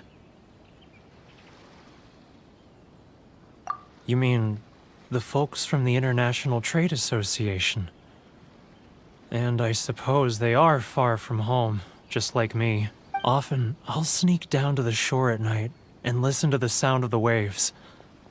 I like to imagine it's the voice of my hometown, carried across the ocean. I've run into folks from the association more than a few times doing just that, but I always hide my face and slip away. Don't you think I've wanted to talk things through with them and free myself from this anguish? Well, no one's stopping you, so... They're so resilient. None of them had anyone else to rely on, so they rallied together, committed to finding a way to survive. But I couldn't do it. I'm not strong enough. So I caved. Those people, they'd make the smallest of promises, offer the most measly benefits, and I'd do whatever they asked of me. And make Mondstadters look like the worst people in the world. Alright, I'll tell you the whole story. It's eating me up inside, and I can't take it anymore. You ready to talk now? But I betrayed them. I can't show my face there. Come on, you scaredy cat. Look, you messed up, but now it's time to make things right. So come on, get it off your chest. What's the deal here? It's a scheme by the tax collection Ashigaru. Keijiro and his companions. They start by overtaxing the merchants, then take the extra crystal marrow they receive and stockpile it. Once the merchants run out of places to buy crystal marrow, they get me to sell that extra stock back to the merchants at an extortionate price, with the proceeds going to the tax collection Ashigaru. It's plain evil gouging them like this. I'm their puppet, yes. But my cut is a tiny fraction of what we take in total. It's barely enough for me to live on. Evidence? You're right. Without conclusive evidence, he will never admit it. Now that I think about it, whenever I report back to him after a sale, he always heads to the same place. It's always made me suspicious. As it happens, I handed some Mora over to him not long ago. I can show you where he went if you want. Really? Well, then there's no time to lose. Let's go!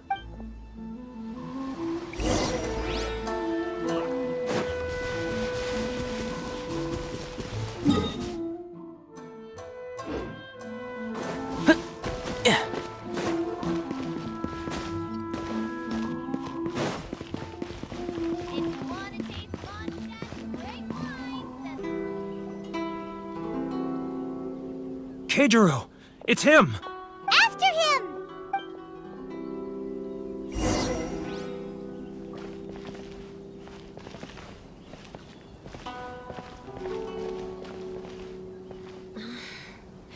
Should I close early? Which one should I choose? It's not like I'll get any customers. I'm not used to it at all. Sorry. I need to think about it.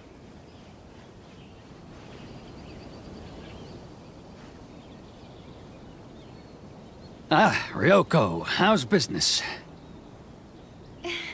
All the better thanks to your generous patronage.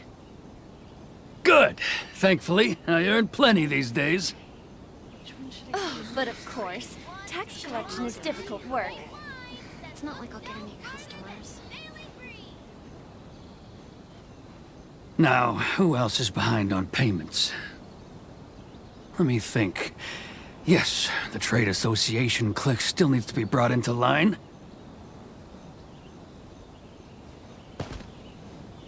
He's getting... What was that sound? Quiet! Don't let him find us!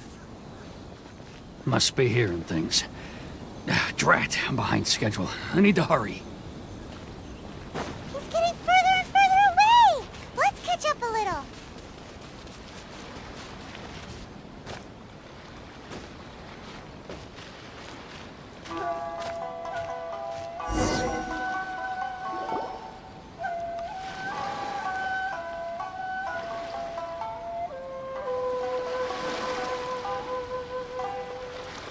What could he be doing at a place like this? It looked like he buried something over there, didn't it? Why don't we take a look?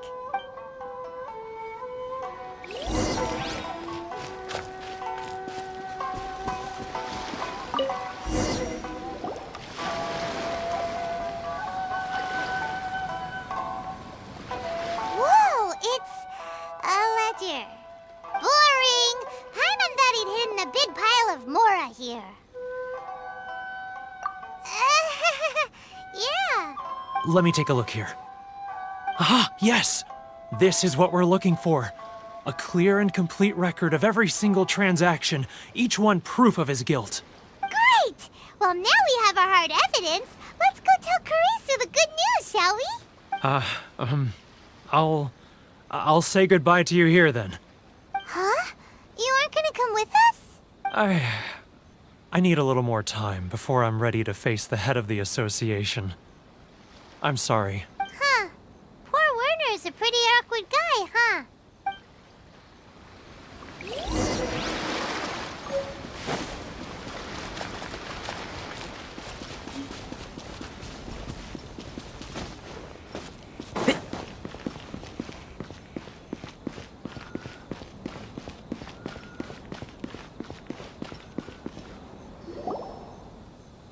But we really don't have anything left. If this keeps up, our sales will come in at a loss. There'll be nothing left for us to do but starve. You know the decree. The rules are the rules. No discounts, no exceptions, and no excuses. And who are you? Another new member of the association? It just so happens that we found your little ledger, so now we're here to tell everyone all about how you embezzled crystal marrow to sell it right back to the taxpayers. Huh? Is this true? You've been swindling us! Well, you see, the taxes, Let me take a look at the ledger.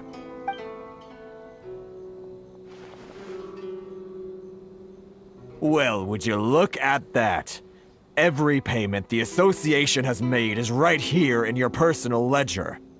So, Mr. Keijiro, it seems you have some explaining to do. How shall we settle this, So you think you can use this against me, do you? It's quite obvious that I'm merely trying to earn a modest living for myself, like anyone else. Word has it that Samurai and the Commission place great importance on reputation and prestige. Though I'm sure Commission members won't blame you once word gets out. Huh? Is that a threat? Are you threatening me? No, not at all. I'm simply stating that it would be quite a pity if an illustrious gentleman such as yourself were to have their reputation tarnished. Well, even if what you say is true, what do you suggest we do about it? I believe you still have a quantity of crystal marrow in your possession, correct? Perhaps that crystal marrow could be used as compensation for the recent tax hike, and us merchants could finally have some more breathing room. Is that it? Oh, do you have any idea the hoops I had to jump through to get the crystal marrow and keep it hidden? Fine. In that case, I'll send it over to you today. And not even an ounce of shame for his actions. So that's it? My shop's been closed for weeks now. I've even had to ask my friends to help bail me out. What about my losses? Come on, Harrison. We've already struck a good deal here. I'm sick of being pushed around like this. I won't let him off so easily. Harrison! Hey, what's all this racket? Does someone dare question the decree? Chief, you've arrived. What was all the commotion I heard just now? Oh, we were just discussing a minor tax issue. I do my utmost to lend them a helping hand, but they're never grateful. A helping hand? The only thing you're doing is stuffing your greedy pockets with our hard-earned wealth. I assure you that Hirage Shinsuke will hear of this. Oh, and you dare to utter the Commissioner's name. You Outlanders have no respect for the rules. Seize the merchants. We will resolve this dispute back at headquarters. Uh-oh. This is going in a bad direction. Gentlemen, come now. Is there any need for this? If there's a dispute to resolve, let's get a drink and talk it over. Who are you supposed to be? And why in my right mind would I join you for a drink? You never heard of the Fixer? Here's my card. Huh. You're from the Yashiro Commission. Shh. Huh. Well, this is Kanjo Commission territory. However powerful the Yashiro Commission may be, you have no business meddling in Rito's affairs. Of course not. Still, perhaps you could show the young lady...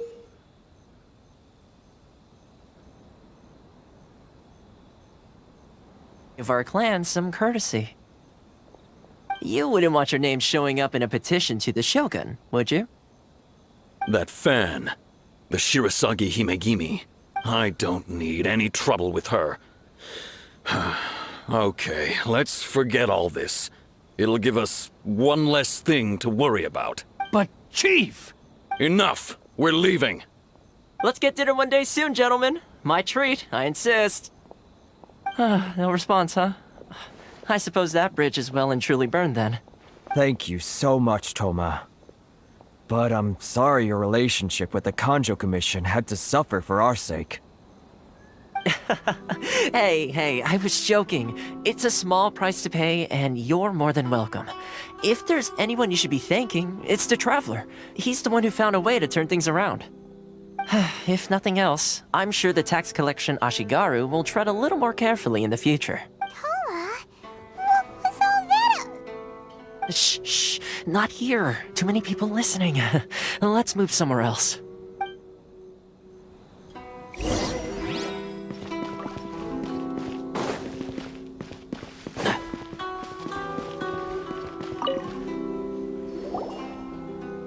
Corruption seems rife in the Kanjo Commission. They truly are rotten to the core. All right, time for me to answer your questions. What would you like to know? Straight to the point. Let me reintroduce myself. I belong to the Kamisato clan of the Yashiro Commission on Narukami Island. I'm an attendant of the Shirasagi Himegimi. You've been keeping your true identity a secret from us this whole time? So, the Yashiro Commission. Guessing that's another branch of the Tri-Commission? Correct. The Kamisato clan is the head of the Yashiro Commission, who manage ceremonial and cultural affairs. I'd go into more detail on what exactly that covers, but I'm not even sure myself. I'm just someone who was fortunate enough to be taken in by the Kamisato clan. My role is to take care of the daughter of the clan, Kamisato Ayaka, also known as the Shirasagi Himegimi. Seems like she must be super famous in Inazuma, given the reaction of those guys just now. Oh, most definitely. She's graceful, dignified, and kind-hearted, too. The people of Inazuma quite adore Miss Kamisato. Her fame even somewhat eclipses that of her older brother, Kamisato Ayato, despite the fact that he's the current head of the clan. I suppose those who treat others with compassion earn themselves the same treatment in return. Miss Kamisato's situation certainly seems to attest to that. Take me, for example. I'm just an attendant, and yet she treats me as an equal, as she would a friend. You're asking the right questions, and to be honest, I don't want to keep you in the dark any more than is necessary. Firstly, you should know that being a fixer is not something you can fake. I spent the better part of a month tirelessly building up a network of relationships on the island, and I got to know Captain Beto during that time too. Still pretty good going for just a month's work. Well, maybe I have a slight knack for schmoozery, but the main thing was I had to make sure I'd be in time to receive you when you arrived. Inazuma may have closed off to the outside world, but that hasn't stopped a lot of people from hearing about your feats in Mondstadt and Liyue. So, when Miss Kamisato heard of your intention to come to Inazuma, she began looking forward to your arrival with great anticipation. She's excited to find out whether the rumors are true. That is, that you have what it takes to change the tide of the times. Change the tide of the time? In the test I gave you earlier, although there were a few hiccups at the end, it was you who found the way to turn the situation around. Navigating powerful people, using their character flaws to your advantage. It's just what Miss Kamisato had hoped to see. With your help, even the Vision Hunt decree...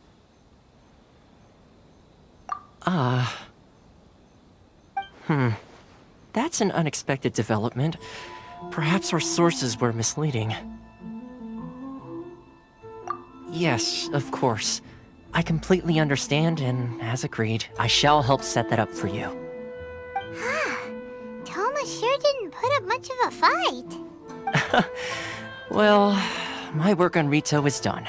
So I suppose this is goodbye for now. Oh, one more thing. This invitation letter is for you.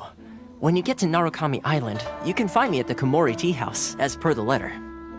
Good luck with everything. See you soon.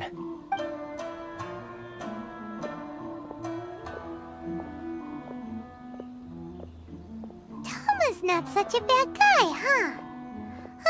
We should get going. Huh? What's up? Oh, right! Paimon forgot all about that! Wait, so did Toma forget that too? Oh, darn it! No wonder he was so matter-of-fact about the whole thing! As soon as we get off Ritu, Paimon's going straight to Komori Tea House to settle the score! Well, guess we should give it a try. Let's head to the border and see how far we get.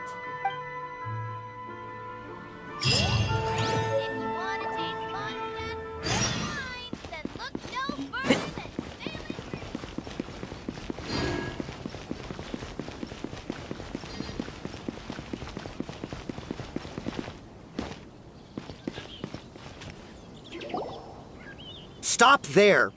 Present your travel permits. Sorry, but we really gotta get to Narukami Island. It's kinda urgent. If you don't have a travel permit, this is as far as you'll get. Those are the rules. As expected. Traveler, you gotta think of something. How do we get out of Rito? Are you saying we should go and meet with the Kanjo Commissioner? Guess it can't hurt to try. Even if Paimon has a few choice words to say about his subordinates. Who knows? Maybe he's our biggest fan.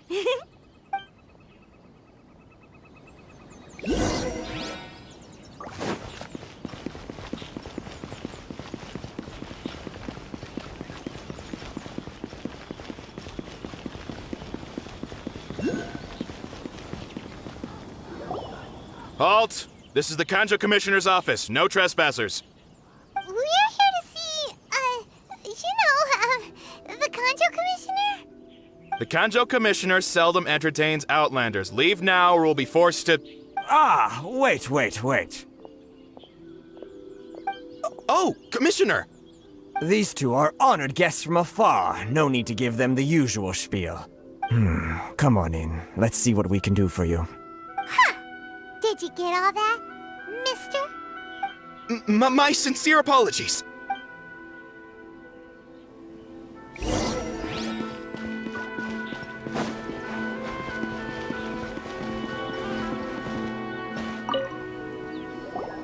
I am Hiragi Shinsuke, Kanjo Commissioner and head of the Hiragi clan. It's an honor to meet you both. Nice to meet you, sir. So, the reason we wanted to come and see you was because... All right, all in good time. 2 travelers renowned far and wide have shown up to see me, and I should very much like to make their acquaintance. Let's not limit this to business only. So what you're saying is, we really are pretty famous, huh? Absolutely. How many other people in the world have what it takes to knock the wind out of Storm Terror's sails and put the Overlord of the Vortex back under the sea, eh? Exactly! Paimon thinks you make an excellent point. And I hear you also foiled a Fatui plot in Liyue Harbor. Even beat one of their harbingers in a duel. Is that true? Whoa, you heard about that too? Yep, it's true, all right. As I thought. Something wrong? No. I'm simply awestruck by you both is all. Rito is greatly honored to have you visit us. One other thing I heard about you is your great zeal for helping other people. This makes me wonder whether you might be so kind as to render your assistance to the Kanjo Commission. Oh, sure, no problem. Whatever you need, right? Excellent. Well then, you must know the Qingxin. A flower grows on the mountaintops of Liyue. Yep, we've picked a few of those before. So, you want us to go back to Liyue? Yes, bring me 300 Qingxin, would you? Freshly picked, I mean. Did Paimon hear that wrong? Too much trouble, is it? I see. Then how about this? We have a few items that need delivering. Perhaps you can help with that? That sounds much more like it. 709 letters to be precise. Hey, what gives? How come you don't have people to do that already? Terribly sorry. We're just a little short on people lately. What sort of an explanation is that? Traveler, what are we going to do? Should we really help this guy? That's the spirit. Don't keep me waiting too long now.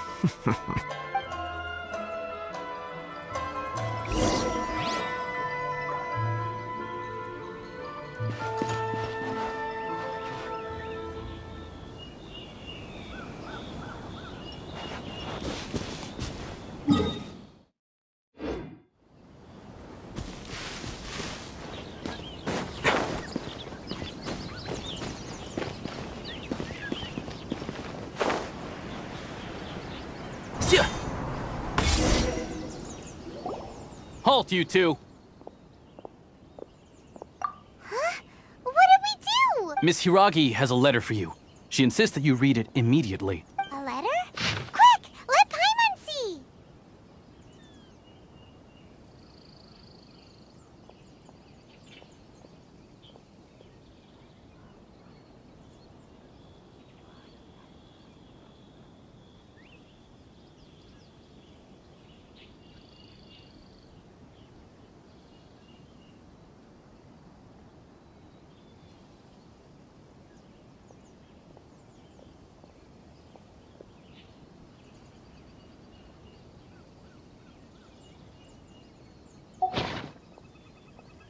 So this means she wants you to secretly meet her at night? But you didn't seem surprised at all by this. What's going on? Huh? Have you been up to something behind Paimon's back?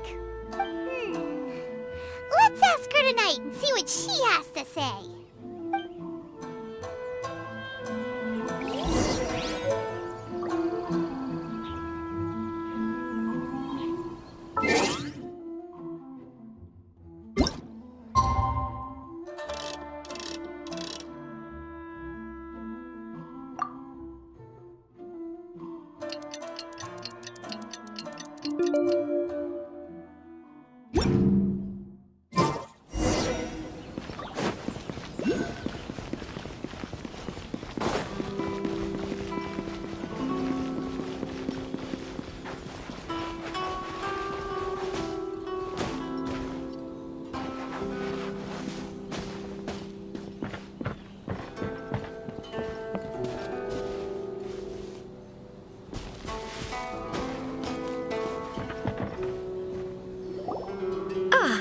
finally arrived.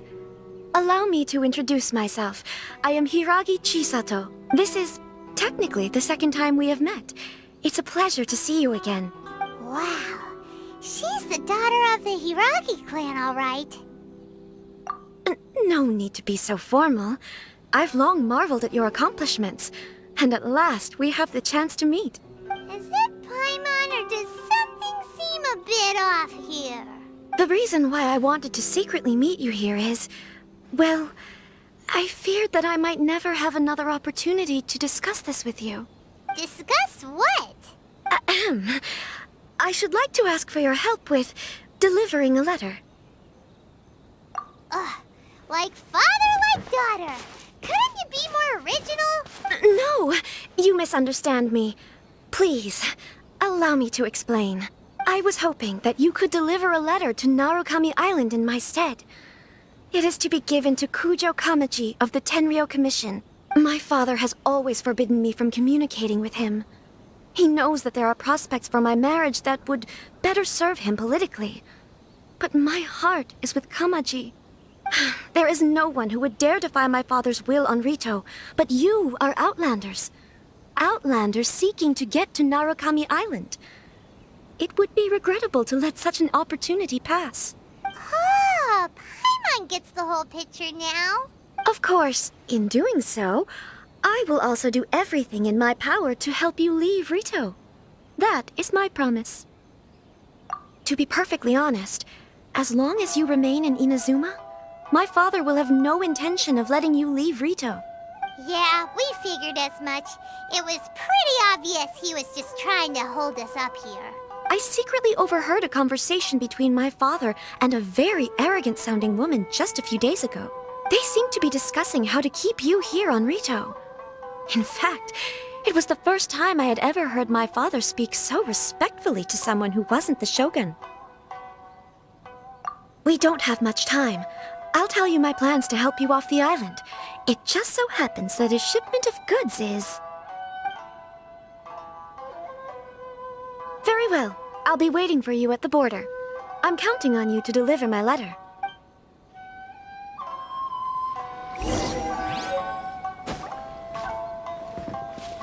Keep up.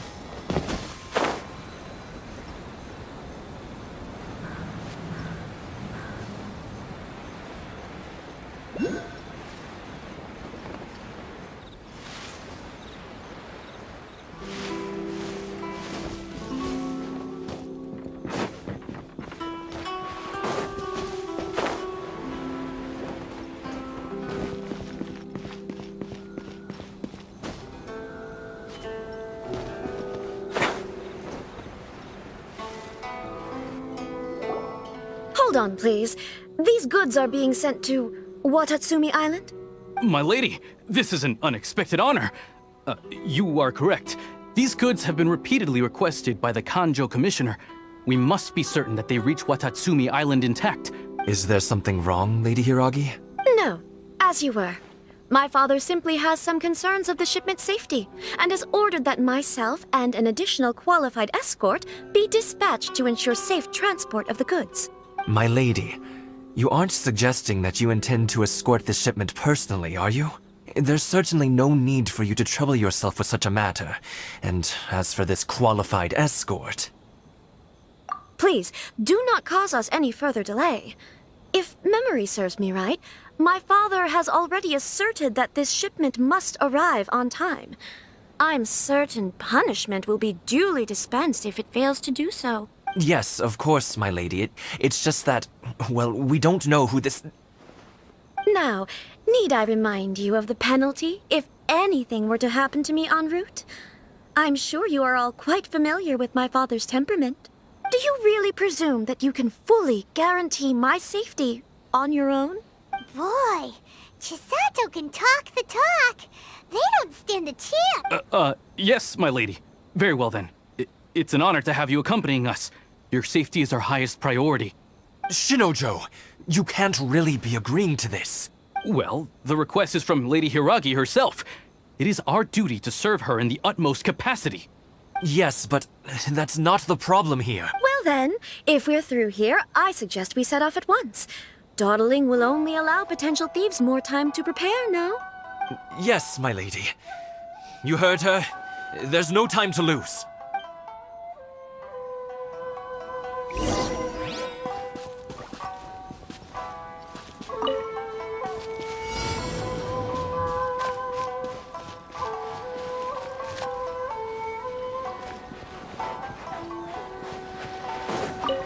My lady, please stay back. We'll handle it. Not as well as we'll handle it! You're seriously considering taking this job? The terms are ridiculous! Picked the wrong test. I hear everything! Free! And Shroud! Picked the wrong test subject. It's my lucky day!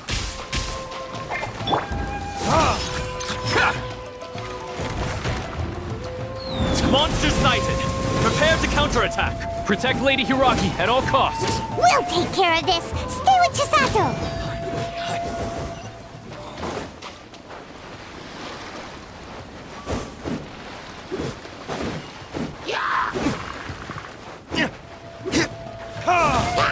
Watch out!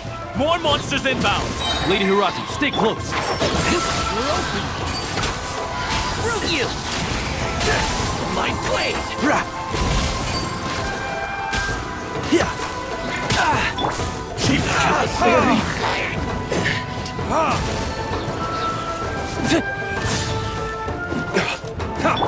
And Shroud!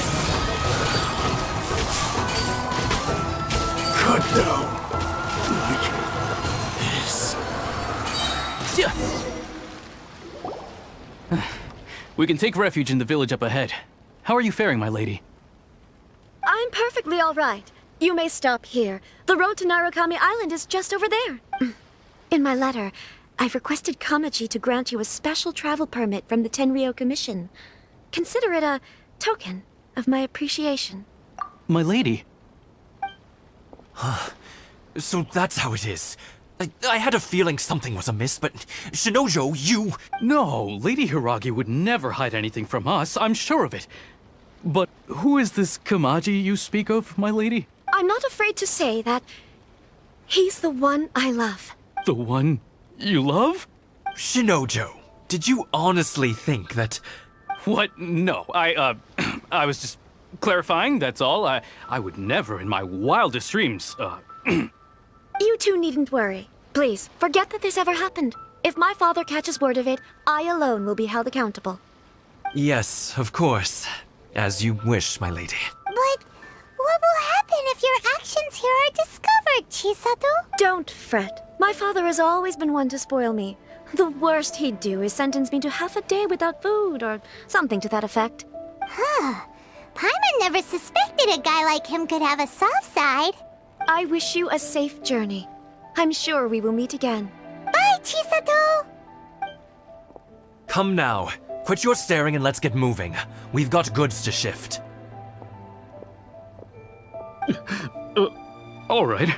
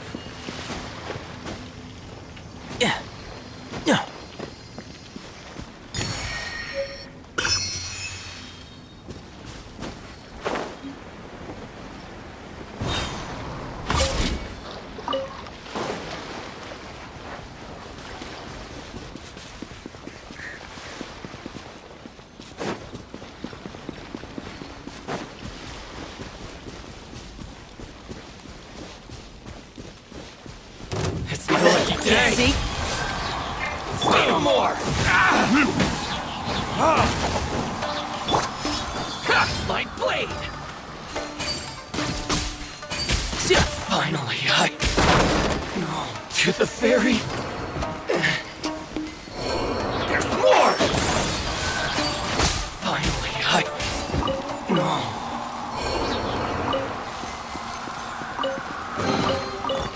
I think we can forego the lost and found report.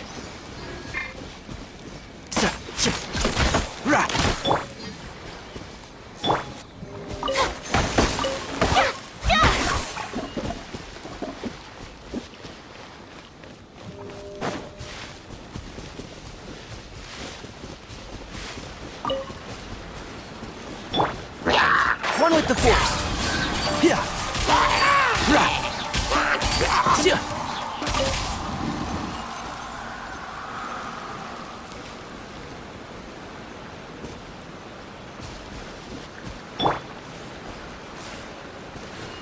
You're in for a little shock.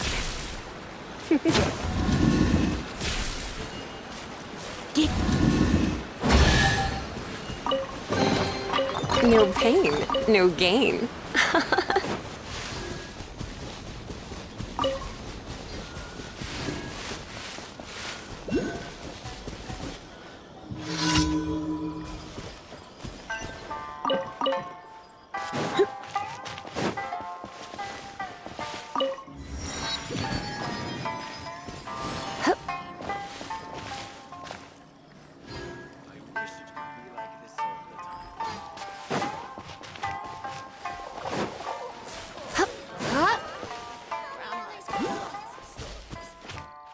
Whew, we're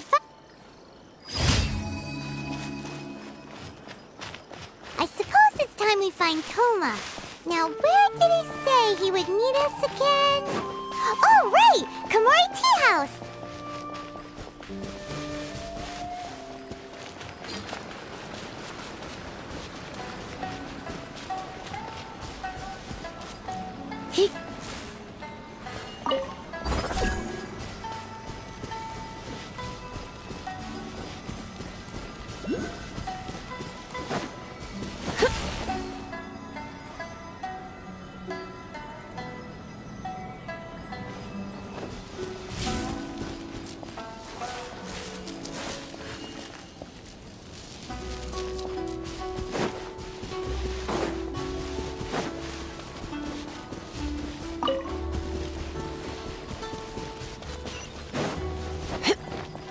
Let's get down to business.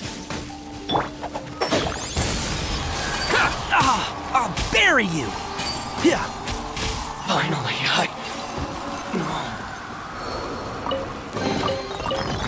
I think we can forego the lost and found report. Keep up.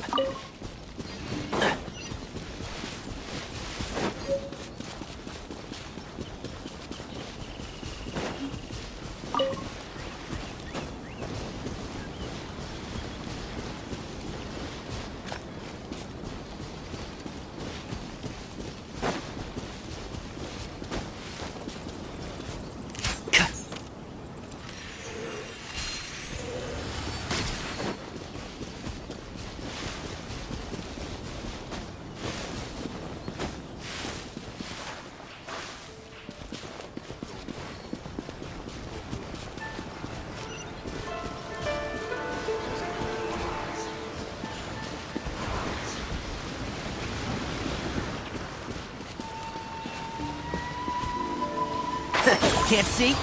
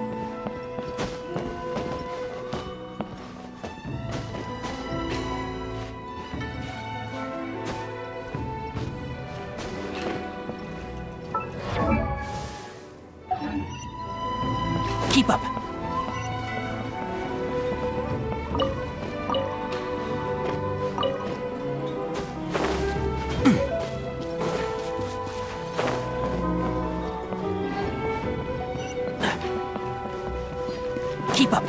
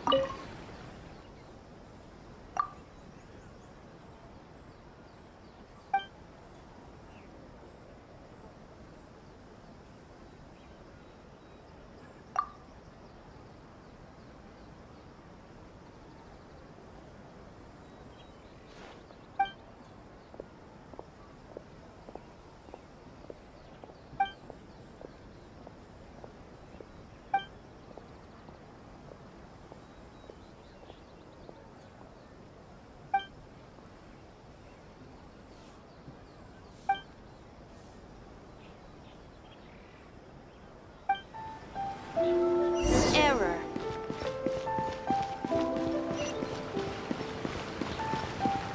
Special yakitori for sale. Come and try some.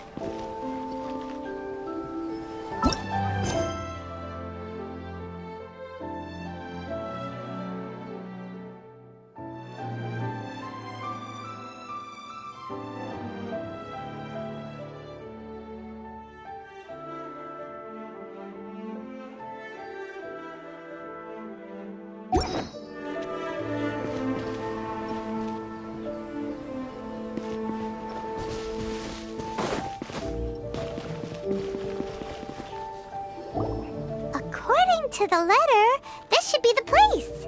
Sorry, we don't serve the general public. I'm afraid you'll have to leave. Wait! We're not the general public. Well then, you must be a couple of wandering outlanders that snuck into the nation, judging by your attire. Are our clothes really so... what Paimon means to say is... The Yashiro Commission's seal. This must be from Mr. Toma. It seems there's more to you than meets the eye. In which case, welcome to the Komore Tea House, a safe haven for the Yashiro Commission. Well, that sounds more like it.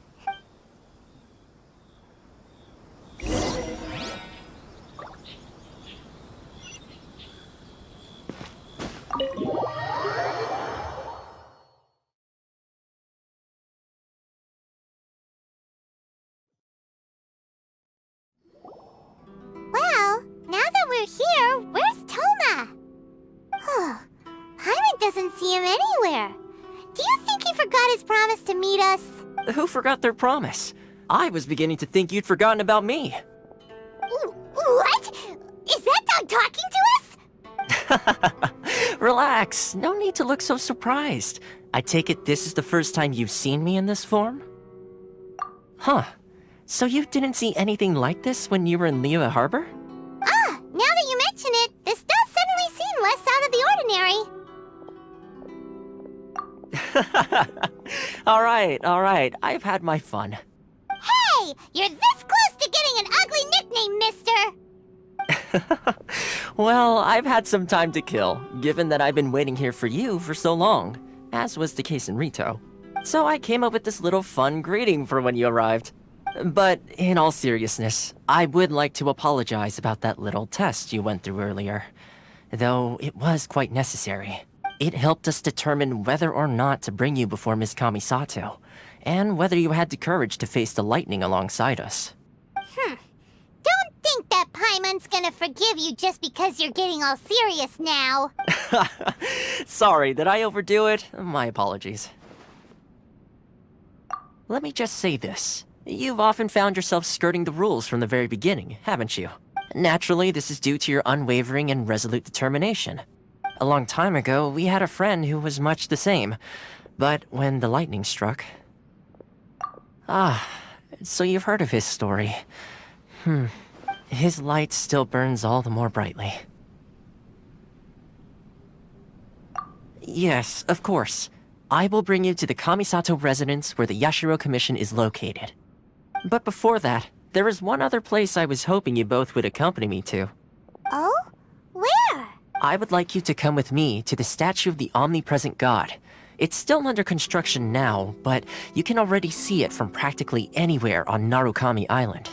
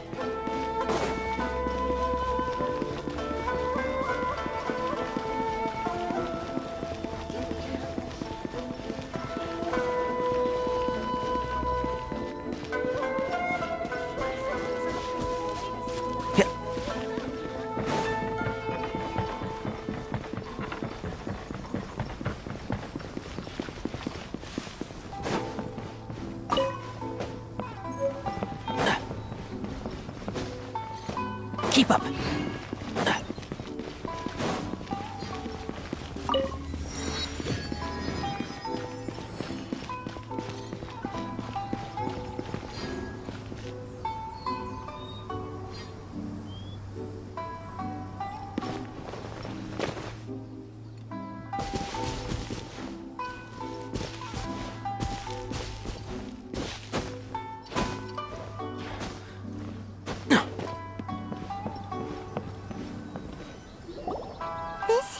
Sure feels gloomy. People probably don't come here often, do they? Huh? Are Paimon's eyes playing tricks? Or are there things embedded in the statue? Visions. Visions? You mean all the visions that are collected from the Vision Hunt decree are put into the statue? So you've already heard of the Vision Hunt decree. Before I try to explain, I should perhaps remind you first that Mondstadt is the city of freedom, and Liyue is the city of contracts. As for Inazuma, it's known as the Nation of Eternity. The Raiden Shogun is both the nation's most powerful ruler and its deity. The Eternity in question is her endless and unchanging will to rule over Inazuma. As such, she relies on the Tri-Commission to regulate the nation's affairs and the Sakoku Decree to limit the people's movement. The Shogun wishes to keep Inazuma in stasis, allowing the stream of time to flow from one end to the other without disturbing it, for all time. Seems like every god has their own will. Of course, this is my own limited understanding. As for the reason behind the recent Vision Hunt decree, perhaps the Shogun believes that visions grant people the power to change, and that her eternity doesn't allow for such instability to exist. Whatever the case, the fact is that the Raiden Shogun has dispatched the Tenryou Commission to scour the nation for visions, embedding each one in this statue. And this statue of the omnipresent god can be seen as Inazuma's symbol of eternity. But if that's the case, wouldn't you say that the Raiden Shogun is being, I don't know, selfish? Only outlanders such as yourselves would ever dare speak out so directly against the Raiden Shogun. And yet, I agree. The Vision Hunt decree is something that simply should not exist. And Miss Kamisato has been committed to fighting it since the day it was announced. Huh?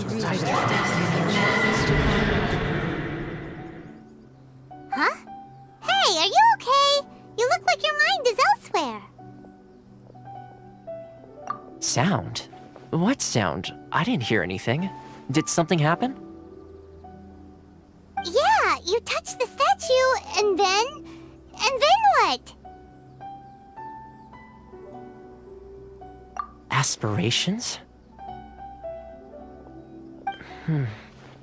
That would seem to confirm the saying. Have you heard it before? That when a person's ambition reaches a certain strength, the gods look upon them with favor. That is where visions come from. In other words, a person's vision represents their ambition. So if what you just said is true,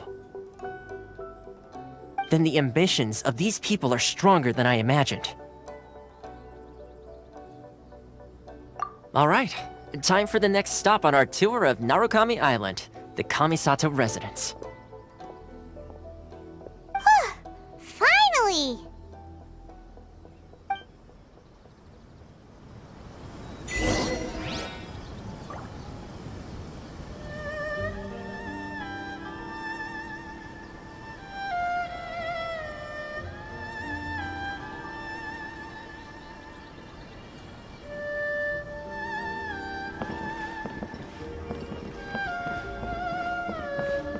This is the headquarters of the town.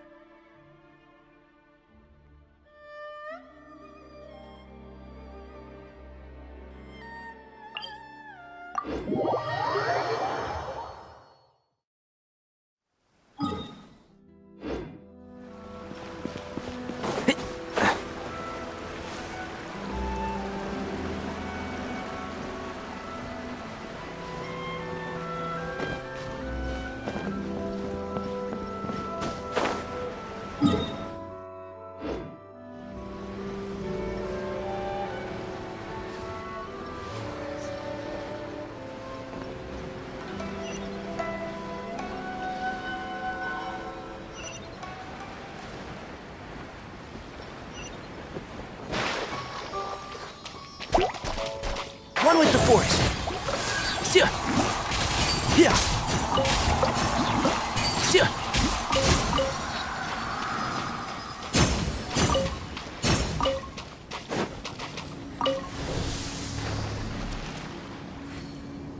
Keep up.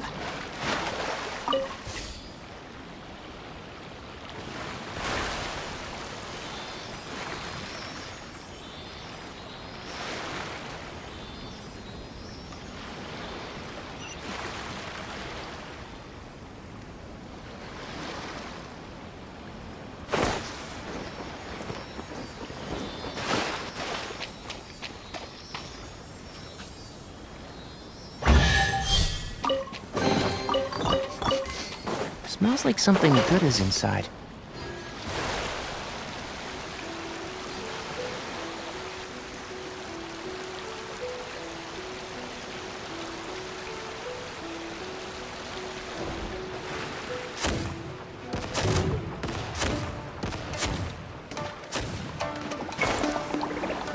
Yeah. Can't see?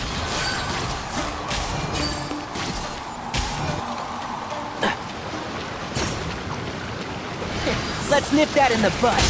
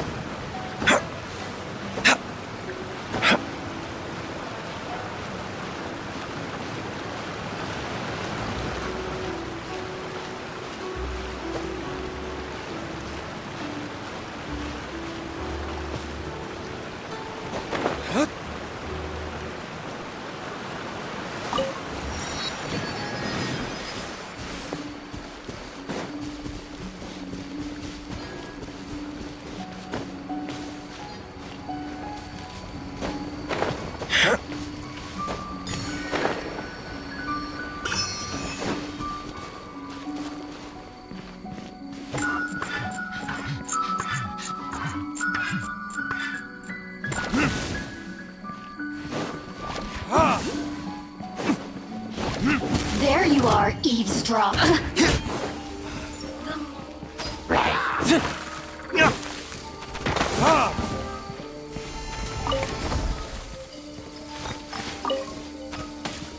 Blink!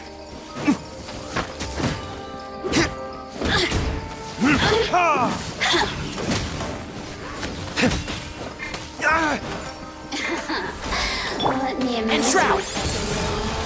Boost!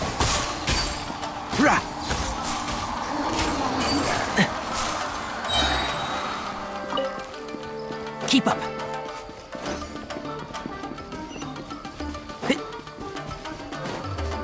Keep up.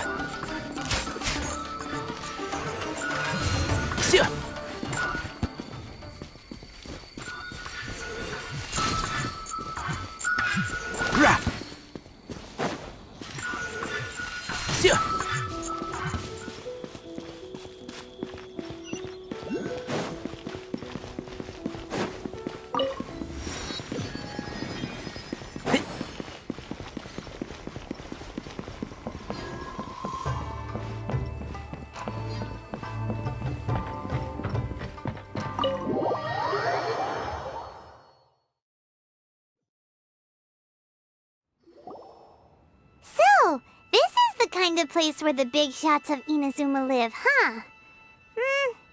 Paimon kinda expected it to be snazzier. Welcome at last to the Kamisato residence, honored guests. Miss Kamisato is delighted to finally meet you. Is this the Shirasage Himegimi you keep going on about? So, where's she at? Oh, behind the screen? Yes. As the daughter of the Yashiro Commission, this is how Miss Kamisato is accustomed to receiving guests. Consider it a time-honored tradition within the Yashiro Commission. Forgive me if this is an unwelcome surprise. Makes sense. She's a super important person after all. Please forgive my lack of courtesy for receiving you in this fashion, especially following such a long and wearisome journey over the sea. I have awaited your arrival with great anticipation, and Toma assures me that you do indeed possess the power to change the tide of the times. At present in Inazuma, in the name of the Vision Hunt Decree, the people's aspirations are being senselessly trampled underfoot.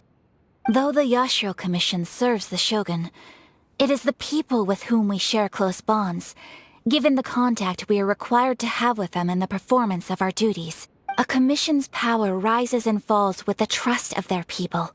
Thus, we cannot remain indifferent to this situation without also remaining indifferent to our own fate. Traveler, lend us your power, and we can... Oh. See, milady, it's just like I said. This will take us nowhere. No, please! Wait! Please, don't go! I will introduce you to the Raiden Shogun on one condition. You must fulfill 3 small wishes on my behalf. What are your wishes? They pertain to 3 whose visions were taken from them. Perhaps once you've met them, you will understand.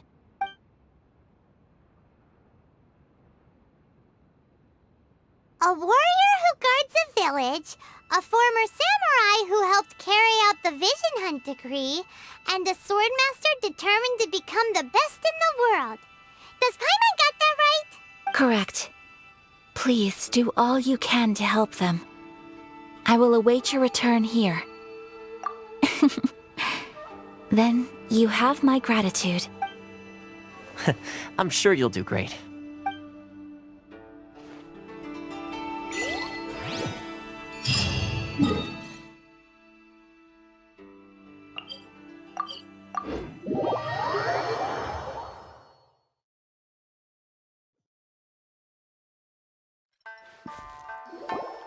Let's see. Where's the person Ayaka told us about? Why are you doing this? Why leave all of a sudden, after all these years?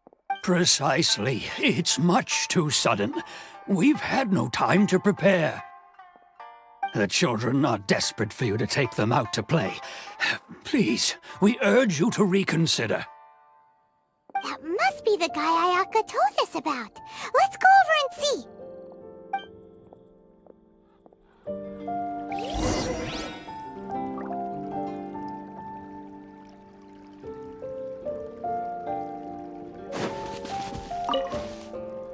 Ah, you must also be here to try and convince Tejima to stay.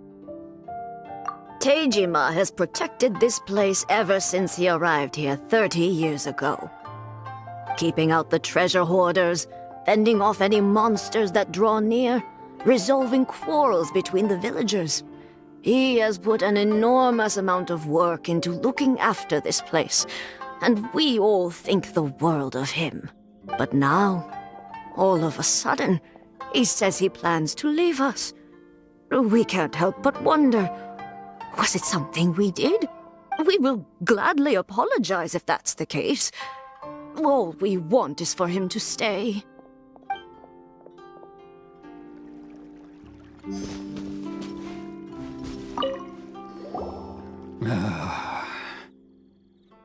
If you want my opinion, something to do with the Vision Hunt decree. It's clear that Tejima had done nothing wrong, and still they confiscated his vision. After that, he became a completely different person. I can't claim to fully understand it, but I could tell that he'd lost something very important to him. He went off on a walk, alone, circled the village a few times, and then out of the blue, he announced that he was going to leave and become a wanderer. Truth be told, we aren't sure whether trying to keep him here is the right thing to do. But equally, it doesn't feel right to let him leave when he's in this state. He's a lost soul. Seems like he's a well-respected guy around here.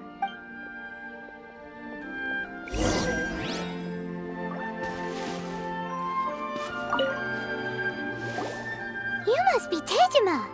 So what's made you want to up and leave all of a sudden? Me? It's not a question of why I want to leave, but a question of what reason I would have to stay. True, but that's not why I chose to stay here. And what made me want to come here 30 years ago? And why have I never wanted to leave in all that time? I don't have answers to those questions because I can't remember anymore. Ever since they took my vision away, it's like a slice of my memory is gone. In the past, I knew I wanted to stay here. But whatever resolve I had then, it's gone now. So I thought, what's to stop me from moving around instead? The emptiness inside me will be there either way. Okay. Well, in that case, if we help you rediscover the reason you chose to stay, you won't need to leave anymore, right? But if you can't remember anything, it's not gonna be easy. Oh, maybe if you just try a little harder to remember, then it'll all come flooding back? Oh, that reminds me. Last time I brought Tejima some fruit, I do believe I saw him writing in a diary.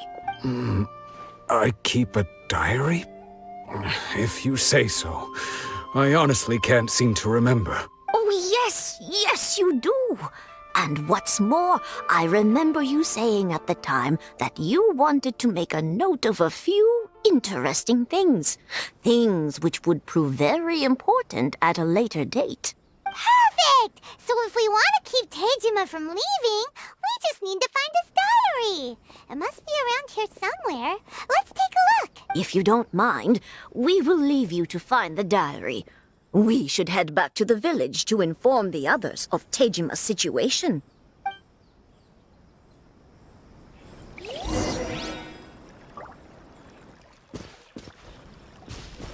One day, I'll be the greatest researcher. This looks like Tejima's diary, all right. Let's see what we have here. Today, the villagers and I got together to cook dry braised salted fish. I messed up and burned mine a little, so I had to pretend that it was black snakehead instead. Today, I helped rescue a kid who had fallen in the water. After I pulled him out, he told me that his best friend Bamboo was still in the water.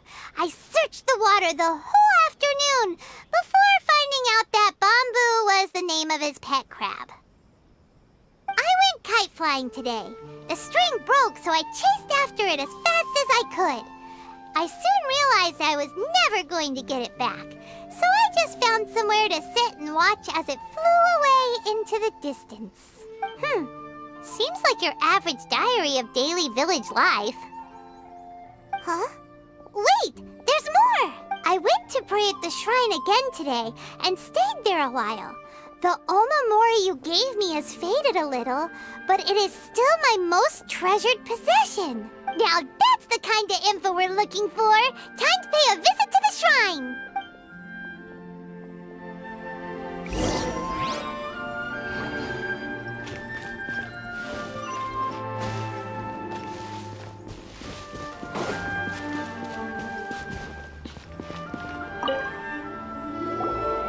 So this is the Omamori Tejima wrote about. Interesting. Looking at the color and the design, Paimon would have thought it belonged to a child. But anyway, if he had this with him all the time, there's a chance some of his elemental energy remained on it. Do you think that it might come in handy?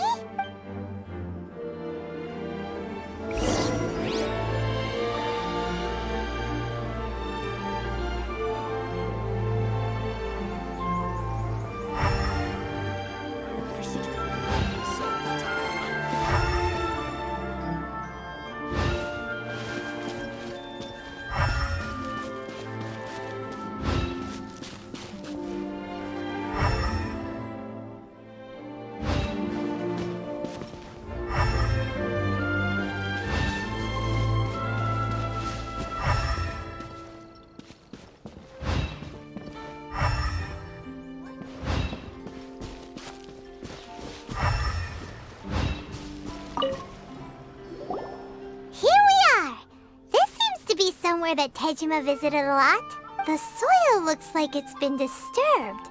Maybe Tejima buried something precious here. Something that kept him in the village all these years? Must be something pretty amazing if it made him stick around for 30 years. Let's dig it up and take a look. It looks like a letter. The paper's gone yellow. Must have been written a really long time ago. Konda Village. Sounds so familiar. Where is that place again?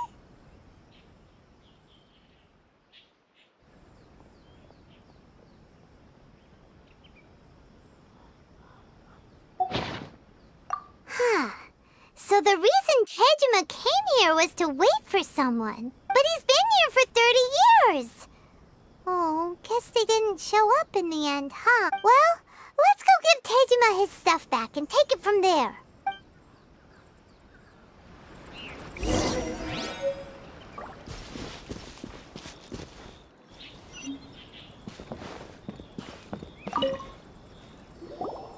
Well, I'll be.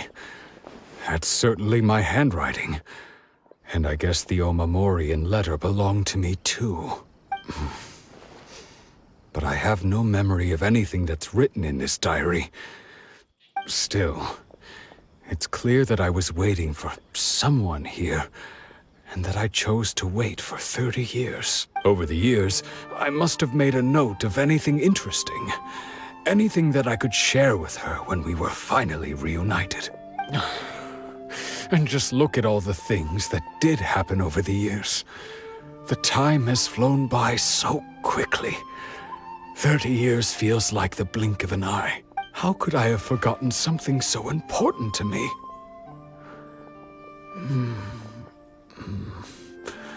Now that I think about it, when my vision was taken from me, it felt like I'd suddenly been hollow. Love, regret, everything I felt for her, it's all disappeared. No. Not especially. After all, I've forgotten who she was. Her face, her voice, the things we experienced together. I barely recall any of it. It's as if she'd never been in my life to begin with. As if all these years have been nothing but a hazy dream. I think maybe not. If this is something I waited most of my life for, I suppose I should carry on waiting. Although, what if she were to turn up eventually, only to find I didn't remember so much as her name? Wouldn't that be upsetting for her? When I think about it like that, I do feel a slight tinge of sadness in my heart. How curious. Why am I thinking like this when I don't even remember who she is? It's just like that feeling of emptiness, the feeling that something is missing. Thank you both for helping me reconnect with my reason for staying here. I shall remain here and keep waiting for her. Tejima seems to be dealing okay, but still, it makes Paimon really sad. Seems it's just like Ayaka and Toma were saying. If you lose your vision, you lose all your hopes and dreams too. That certainly explains the state Tejima was in earlier. At least we were able to help him, weren't we? Well, let's go find the next person.